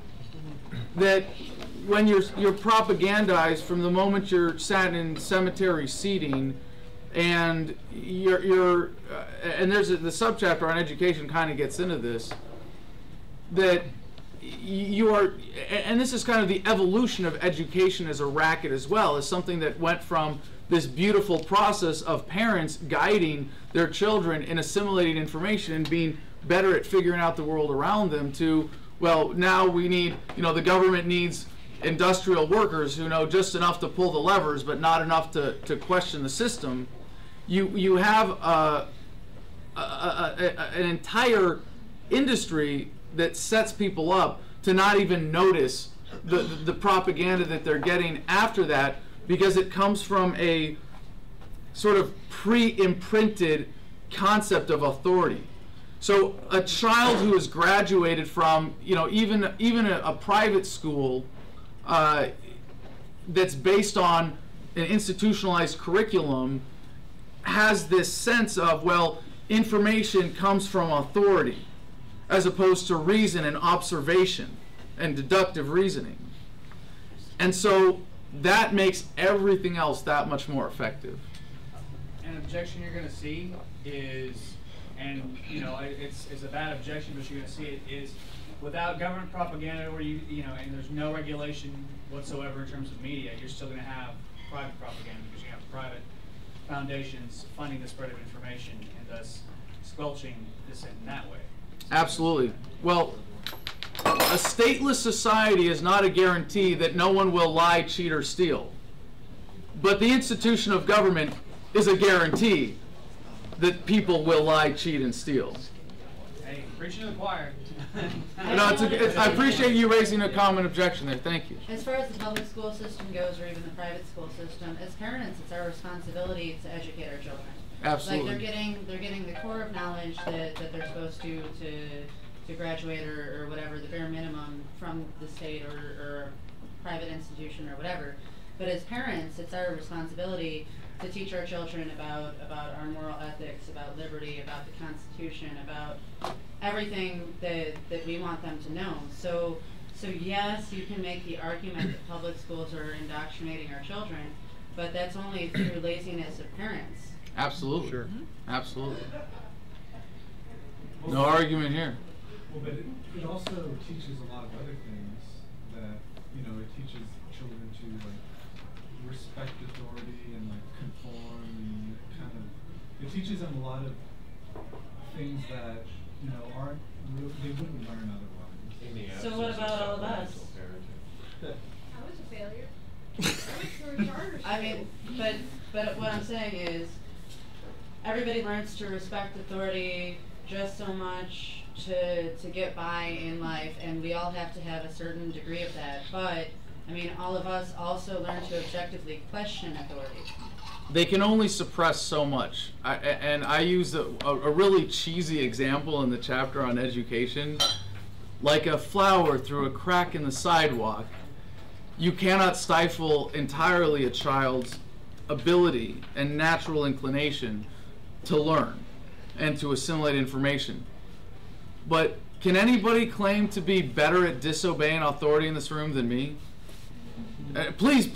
Okay. Well, actually, yes. Thank you. And in a different way, absolutely, Quinn. And I can respect that. Sorry, dude. I have kids. I'm not willing to go to prison. All right. But let me just say, even for me, I have to stop and think a lot of times when I'm dealing with police to not have an automatic reaction of, you know, and maybe it was the boot camp as well, you know, but even for me, I am still overcoming my conditioning. And can you imagine a world where the next generation had none of that conditioning to overcome, and they were able to simply laugh down the police state?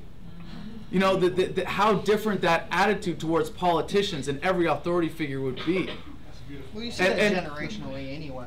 You know, my parents were students of Dr. Spock, and I remember I got hit by my parents once, and I remember it. It was once in my entire life, and it had a serious impact on me. But I went to public schools. They were pretty good ones, and you know, my parents were like, "Oh, well, we're going to get you to the best government schools." I'm like, "Okay." Do you really want to take the absolute stance and say, "Screw the world, I'm going to go live on a mountaintop"? Well, you know, if you want to, you can do that. And if you want to say, "I'm never going to eat at IHOP," plug for everybody watching online. There's a fair argument to that, and I think we have to, you know, you have to strike a practical balance, and people doing the kind of work that Quinn is doing, you know, are pioneering and setting an example. And to me, I feel that pain every time I do this. You know, every time we always get a receipt that has a number on it, you know, and you're like, damn, there's no, or just using dollars. I mean, to even be more broad about it, just holding U.S. dollars, you're paying the inflation tax. I think the tax system that is in place is what needs to change, not just not paying your taxes. If everybody just stops paying your taxes and leave this tax system in place with the fiat currency, what happens is the government doesn't stop spending the money. They're going to get it somewhere. They're going to take out bonds. They're going to borrow from other countries. That debt is just being passed on to your children. So everybody just not paying taxes isn't solving the problem. It's only giving it to your children. It's only bringing it down the road. So just not paying the taxes is not going to fix it. You know, and like he mentioned, it's not a moral issue of should I pay the taxes or not, because you're having a gun pointed at your head. And so, you know, in that case scenario, when a mugger is pointing a gun at you, it wasn't morally wrong for you to give him your wallet. You know what? I have a very strong opinion about this, because I mean, you come into like the Nuremberg argument where it's like they did it just because they were given orders. When you're paying money to a government that you're aware is murdering innocent people uptold to the millions, and you just continue to really voluntarily give them that money when there are other options, then you're complicit to murder. I refuse to pay them. I do not give them a single friggin' dime, and I won't.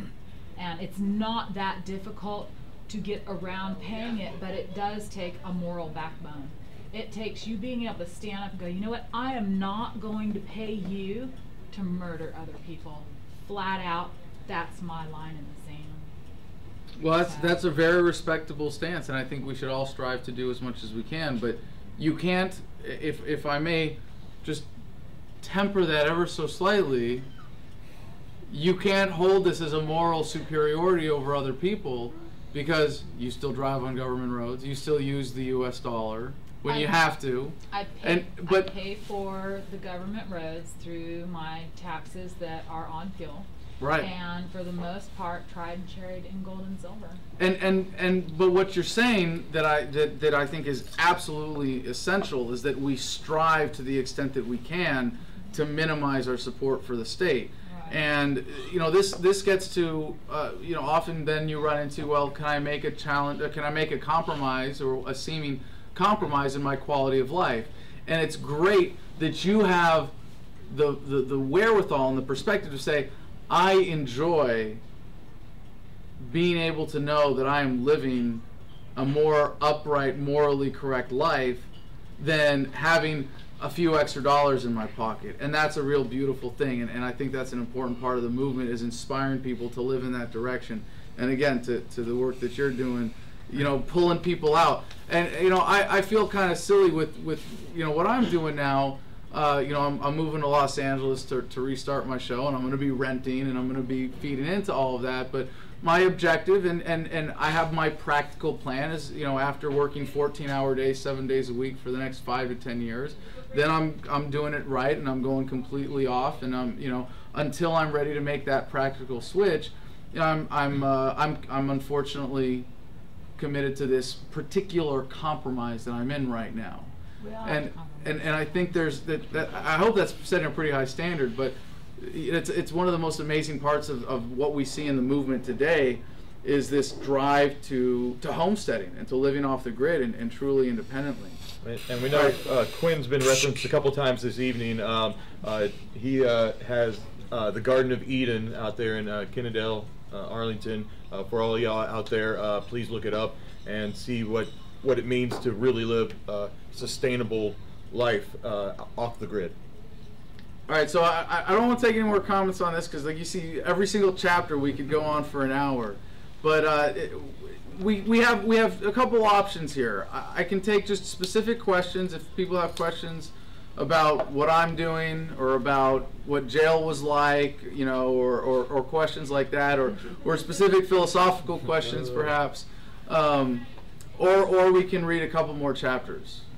So I have a quick question. I'm about to head out. I just wanted to ask you this before I left today. I noticed when you get arrested, you like stay stiff, or like what is it exactly you're doing there? What's your strategy when you're getting arrested? Like why do you go stiff? And like, my strategy is to not get shot. So far, it's worked pretty well. Like instead of trying to force your arms down, and they'll just like body slam you for like refusing to move your arms. Are you not moving unless they force you to move? Is that your idea? Is to not comply unless they physically force you to? Well, it's a. I wish I could say it was more planned. Because it was pretty awesome the way it worked out at the dance party from that video. I don't want to do the robot. But that in particular, this strategy of when you are being assaulted by police, of putting up your hands and showing I am doing my best to show and give the cameras, if nobody else, for the record, a moment of my hands are free and open. I am not aggressing against anybody. I am not making a fist. If my hands go behind my back or out of view, it is against my will. I think that's an important distinction. Okay. And if there's a strategy behind it, that's what it is. But it's also kind of an involuntary reaction, that I've kind of conditioned myself for. But it's also, a way of making clear peaceful intent. If my hands are like this, as opposed to, well, I'm doing this, or I'm doing this, or my hands are already behind my back, or like this, am I going for a weapon? Am I giving a cop an excuse to punch me or twist my arm harder? But if you go like this, the specific technique that they will use then of forcing your arms behind your back gets you from out in the open to exactly where they put them, and there's no question about anything else you could possibly be doing. I love that. I never thought that's what was happening. And wearing a Gandhi t-shirt helps. Always. It was great meeting you today. Thanks. And hey, if I understand it's getting late, could somebody just put these by the door and people? I know it's getting late and it's a weeknight. I really appreciate everybody's time. This is really fun. I'm having such a blast. And I'm just honored to be in the presence of so many great minds that are that are engaged with all of this, and getting to have presenting my child here, that I don't own in any way whatsoever. And if we have to, we'll talk about the intellectual property chapter, because that's a fun one. But have you done this in other cities, I would assume? We've done a few. This is definitely the best and the most vibrant. But I've had a little bit of a warm up for this, and it's always been a blast. And you can tell, the kind of conversation that's stimulated by, what this book represents as a clearly laid out, consistent, philosophical treatise that's broken down into very specific, digestible subjects. Questions or requests? All the hands go up. Why are you moving to California? Like, that seems like... Why not stay here in Texas? Because I hate myself. Like, Dallas is really nice. Like, I know. you don't have state income tax. There's turf. Your girlfriend lives there. Your gun. Houston was actually second on my list behind Los Angeles. Okay, go to LA. And well, I'm banned in DC for 2 years. So, what's the next most target-rich environment for statists? For sure. And if I'm not allowed in DC, there's no point in me tolerating the Virginia weather. I'm originally from California, and I grew up partly in New Mexico. So for me, like, Northern Virginia might as well be the Arctic. And I don't mind going out in the cold. I love rolling around in the snow, but I can't stand like cowering for 3 months out of the year and not being able to run outside. And to me, that's just. And a lot of you are gonna be like, why can't you run outside in the cold? Because I'm a wimp. That's why. All right. And I went through kind of a process of elimination. Wanting a city with a critical mass of political activity, where I can still when I retire to be a full-time stay-at-home dad, I'll have a bunker somewhere, and I want to build an Earthship or something like that. And at that point, I'll just be doing the podcast. But until then, you know, when I'm working 14-hour days, it's because I want to be doing man-on-the-street interviews. I want to be engaged in projects. I want to be going out, you know, and I hope Santa Monica Pier can be, you know, one of my backdrops for man-on-the-street interviews where you just have, you know, and to do the kind of thing that I do. And for people that aren't familiar with my YouTube channel, you know, the civil disobedience is some of the flashier stuff that sometimes goes viral. But aside from my video clips of the podcast, which are just, you know, me ranting in a studio or presenting news stories or doing interviews, the real meat and potatoes for me is the man on the street kind of Socratic dialogues. And I understand in Texas there were actually some different flavors to the Occupy movement, and there were a lot of places where libertarians were engaged. And in D.C. you had there was the one Ron Paul guy, but he was almost there protesting the rest of it. And the real thrust of the Occupy movement was still, the economy's bad, let's ask the government to do something about it. Exactly. Regardless of what you want to say about this good sector or these people doing a good thing. And it really was cool as an open, diverse movement and kind of an open platform for a lot of people. But really the core thrust of it was based on unsound economics. So LA, just having a constant stream of tourists, you know, and I don't know, what do you have against Houston here? Oh, it's not Dallas. It's not Dallas, okay. It's humid. Yeah, the humidity is yeah, it's an issue for me. You don't think I'm a weather snob. Cali needs an injection. So, It does. and maybe it's surprising to people here, but my biggest base is actually in Los Angeles. And from every time we've seen metrics of that online, and YouTube used to do this for us, and now they don't do it with as specific a breakdown by city, but Facebook still does. And it's because there aren't any conservatives in, I shouldn't say aren't any, but by and large, people who otherwise would be conservative in California are kind of bullied into being socially tolerant, at least, you know, to use this really soft core mainstream terms. So there really is a lot of receptiveness to the ideas there, and I hope by the time I'm done the government will have fallen off into the ocean. But you know, California government is a whole other problem, and certainly the police forces in Southern California provide a whole other host of opportunities for accountability. Yeah. But you combine that with the production industry that's there, and you know, as you know, I've experienced some personnel problems lately. Knowing that I'm going to have plenty of people to choose from in my production staff was also a contributing factor. I hear there's some good-looking women in LA too. They're good-looking women.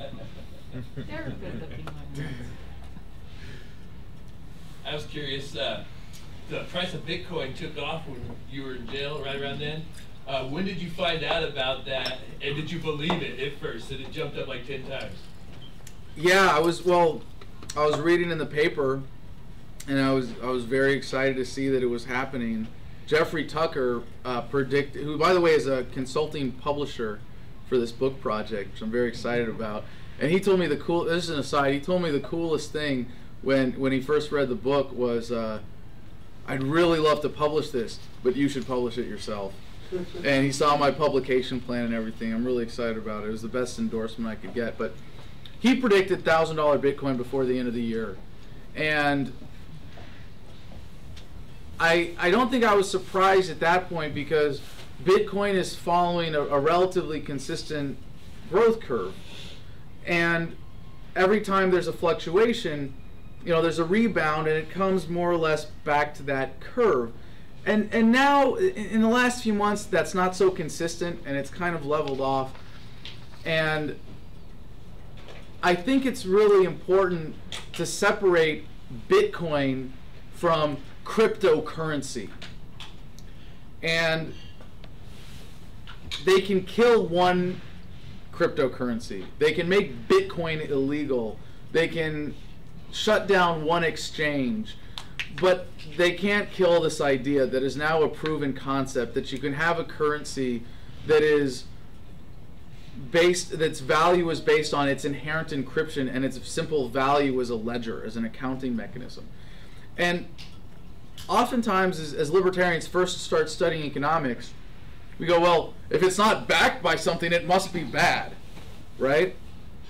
But it is backed by something. It's backed by its inherent value as a number system, as a secure method of accounting for value. And you might think, well, that's still essentially fiat, right? It's still essentially backed by the value that people give it. But because it's decentralized, obviously it's voluntary. And that resistance to it kind of misses the point. But one of the reasons that the fiat currency racket has been so effective is that it has a unique practical advantage over a commodity-backed currency until you have a commodity-backed currency system that solves the problem of when you have your commodity backing a currency, that commodity has just been removed from practical application as a commodity. So if you say, all right, we're going to have nothing but gold-backed money, you have to sequester some gold from being used for jewelry and industrial purposes. Now, yeah, okay, so you can kind of address that problem by saying, okay, we're going to use gold jewelry as money. But that doesn't really fully answer it. You're still at a disadvantage against a fiat currency that essentially is pure liquid. And cryptocurrency kind of brings those principles together, and you have something that's voluntary where the inherent value is in the money itself. And now that that has been demonstrated as a proven concept is really amazing. Now, will Bitcoin keep going? You run into the problem of unit bias. And how many of you were like, man, I could have bought Bitcoin a year ago, and I could have, for $1,000, I could have got 5 Bitcoins. And I said, I'm in for 5 Bitcoins. But even then, you're like, damn, $200 a Bitcoin? Most people who want to like get into it aren't going to get in for that much. Oh, but I can buy a Litecoin for 1/10 of that, and I can have 100 of them, right? Or whatever it is. And yeah, you kind of solve this with the divisibility. I hope I'm not getting too geeky on this because I really love the concept. I'm pretty well steeped in it, but you can go down to the Satoshi, right? The 9th decimal or whatever it is of the Bitcoin. But at some point, if this is the future, and I believe that it is, maybe not even this concept of cryptocurrency, but some version of this, we are at a distinct turning point where good money is chasing out bad. And that's really exciting. The question is, will Bitcoin be able to be the global currency when it comes to that level of adoption? And the answer is no. Because even if you go down to the Satoshi, you're going to need a certain level of divisibility for it to be practical. How many units of currency are you going to need if every human being on the planet is using a cryptocurrency? So there's going to be, like right now, we're in the very first wave of adoption, where it's people on the cutting edge, it's people that are able to clear the technological hurdles, it's people that are willing to go out and you know, localcoins.com, and they're able to you know, have the confidence in the system to do cash for Bitcoins or send money off and go, well, I hope I get some code back for it. You know, I mean, it's kind of a leap of faith. And the concept has been proven, and the cat's out of the bag, and I don't think the government could kill this if they tried. They'd have to kill the internet to do it. And so there is going to be, what we're starting now to see, the second wave of adoption, where we see institutionalized investment in Bitcoin. And that's going to take it to the next level. But I don't think Bitcoin is even going to survive this wave. I think before this wave is over, you're going to see a transition to something else. Someone is going to get out in front of this unit bias problem and go, well, shit, when we have 10 billion people on the planet, and you have, I mean, 21 million Bitcoins, you know, even if you go down, okay, well, we're using the femto coin or whatever it is, of, you know, the millionth of a Bitcoin, that is now divisible only to the 1,000th, right? Well, you still don't have enough to satisfy the practical currency needs of the planet when you have a population of 10 billion. And what, we're at 7, does anybody know exactly where, 7-something billion right now? I think that changed while I was in jail too. Didn't really keep up with that one. But there's going to then be the third wave of adoption when anybody with a smartphone can click over and start using it. And the technology's already here. It's just a matter of time and adoption and how much people or how much governments are gonna try to fight it.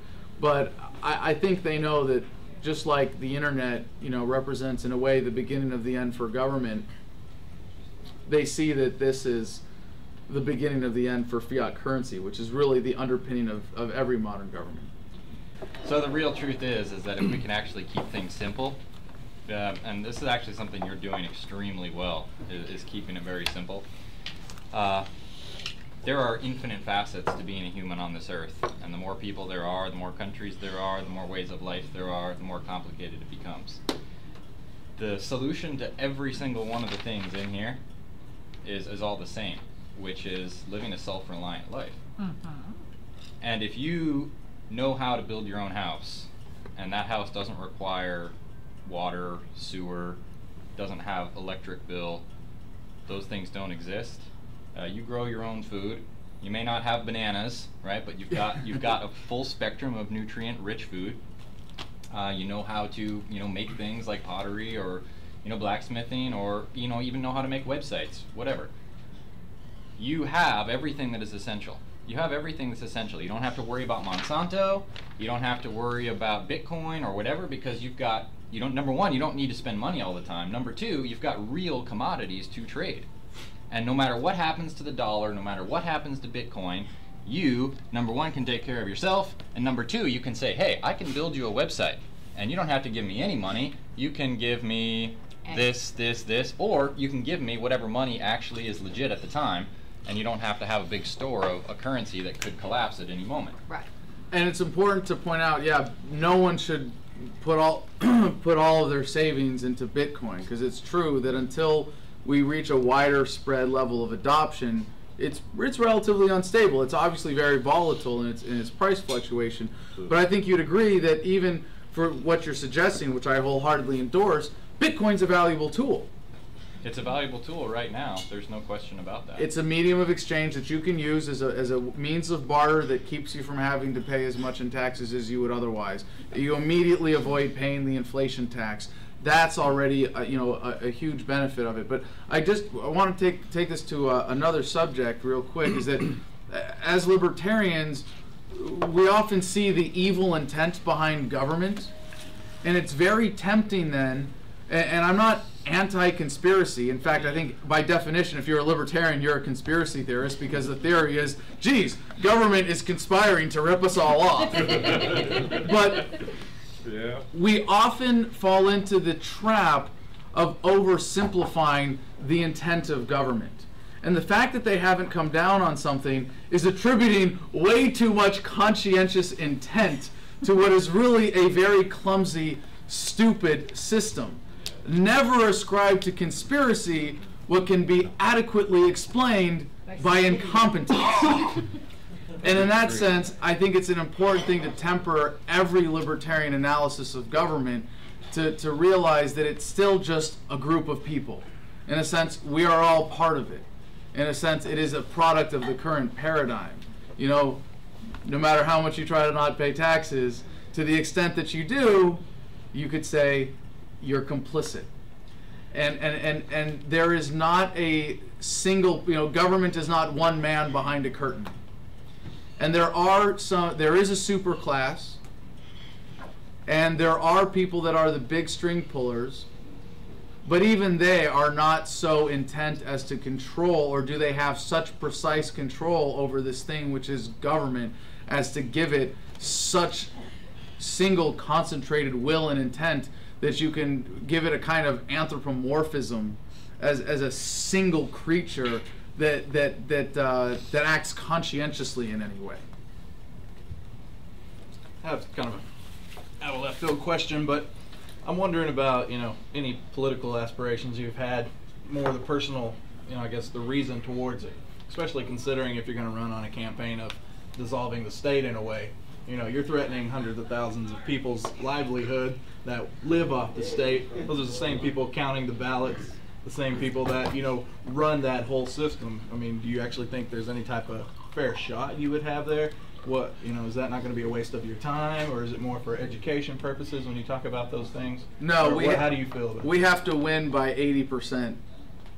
So just unless there's a complete landslide to overdo any possibility of fraud. Yeah. And I expect that nothing less will do it in order to achieve the paradigm shift towards localization. Because until it is obvious and self-explanatory and out there, and a critical mass of people really accept it, and not just accept it because then they will demand it, you will still have people clinging to power. And to go back to the revolution example, the American Revolution, most people just go along and get along. How many people are really behind statism or the current government today? 61.8% of the population voted in the last presidential election, and that's 30% of the population or so that voted for Obama. And how many of them actually thought about it, right? But now how many of them are really actually driving the current paradigm of statism? It's actually a relatively small segment of society. Even if you include all government employees in that, you take it down to 10-15% of the population. So but that's based on the paradigm of going along and getting along, and maybe government sucks, but it's a necessary evil. And until it changes to at least a paradigm shift to demand localization, then it's not going to happen. That small group, being generous, 10 to 15% of the population really driving statism. And yeah, I know there are people that voted for Romney that are just as much driving statism today as Obama, but I think you see my point. 10 to 15% is still being generous. Most people are just going along to get along, or accepting or tolerating. So it is going to take a significant paradigm shift. It is going to take coming to a critical mass. And I'm running for president in 2020 on the platform of an orderly dissolution of the United States federal government. And the message is, hey, we can do this the easy way or the hard way. And the government is only going to make my job easier between now and 2020. My realistic goal, I think, is to get 2 or 3% in 2020. And plant the flag and get the idea out there, so that by the time 2024 comes around and things are that much worse, we can be like, hey, remember me? We've got an answer to this. Every time the government screws up more and people start thinking, well, geez, wouldn't we be better off handling this at the state level? It becomes inevitable. And my goal is not to be president, although I will be running to win and ready to carry out this platform. My real goal is that in 2024, it's such an obvious thing that people are demanding that there are a dozen people going, hey, I'm the best guy for the job, because it's not me. And I don't have any pretense about that.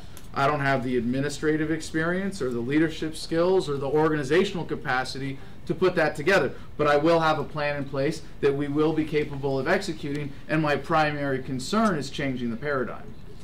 And once people demand localization, it's really only a matter of time before the government pisses enough people off that it becomes inevitable.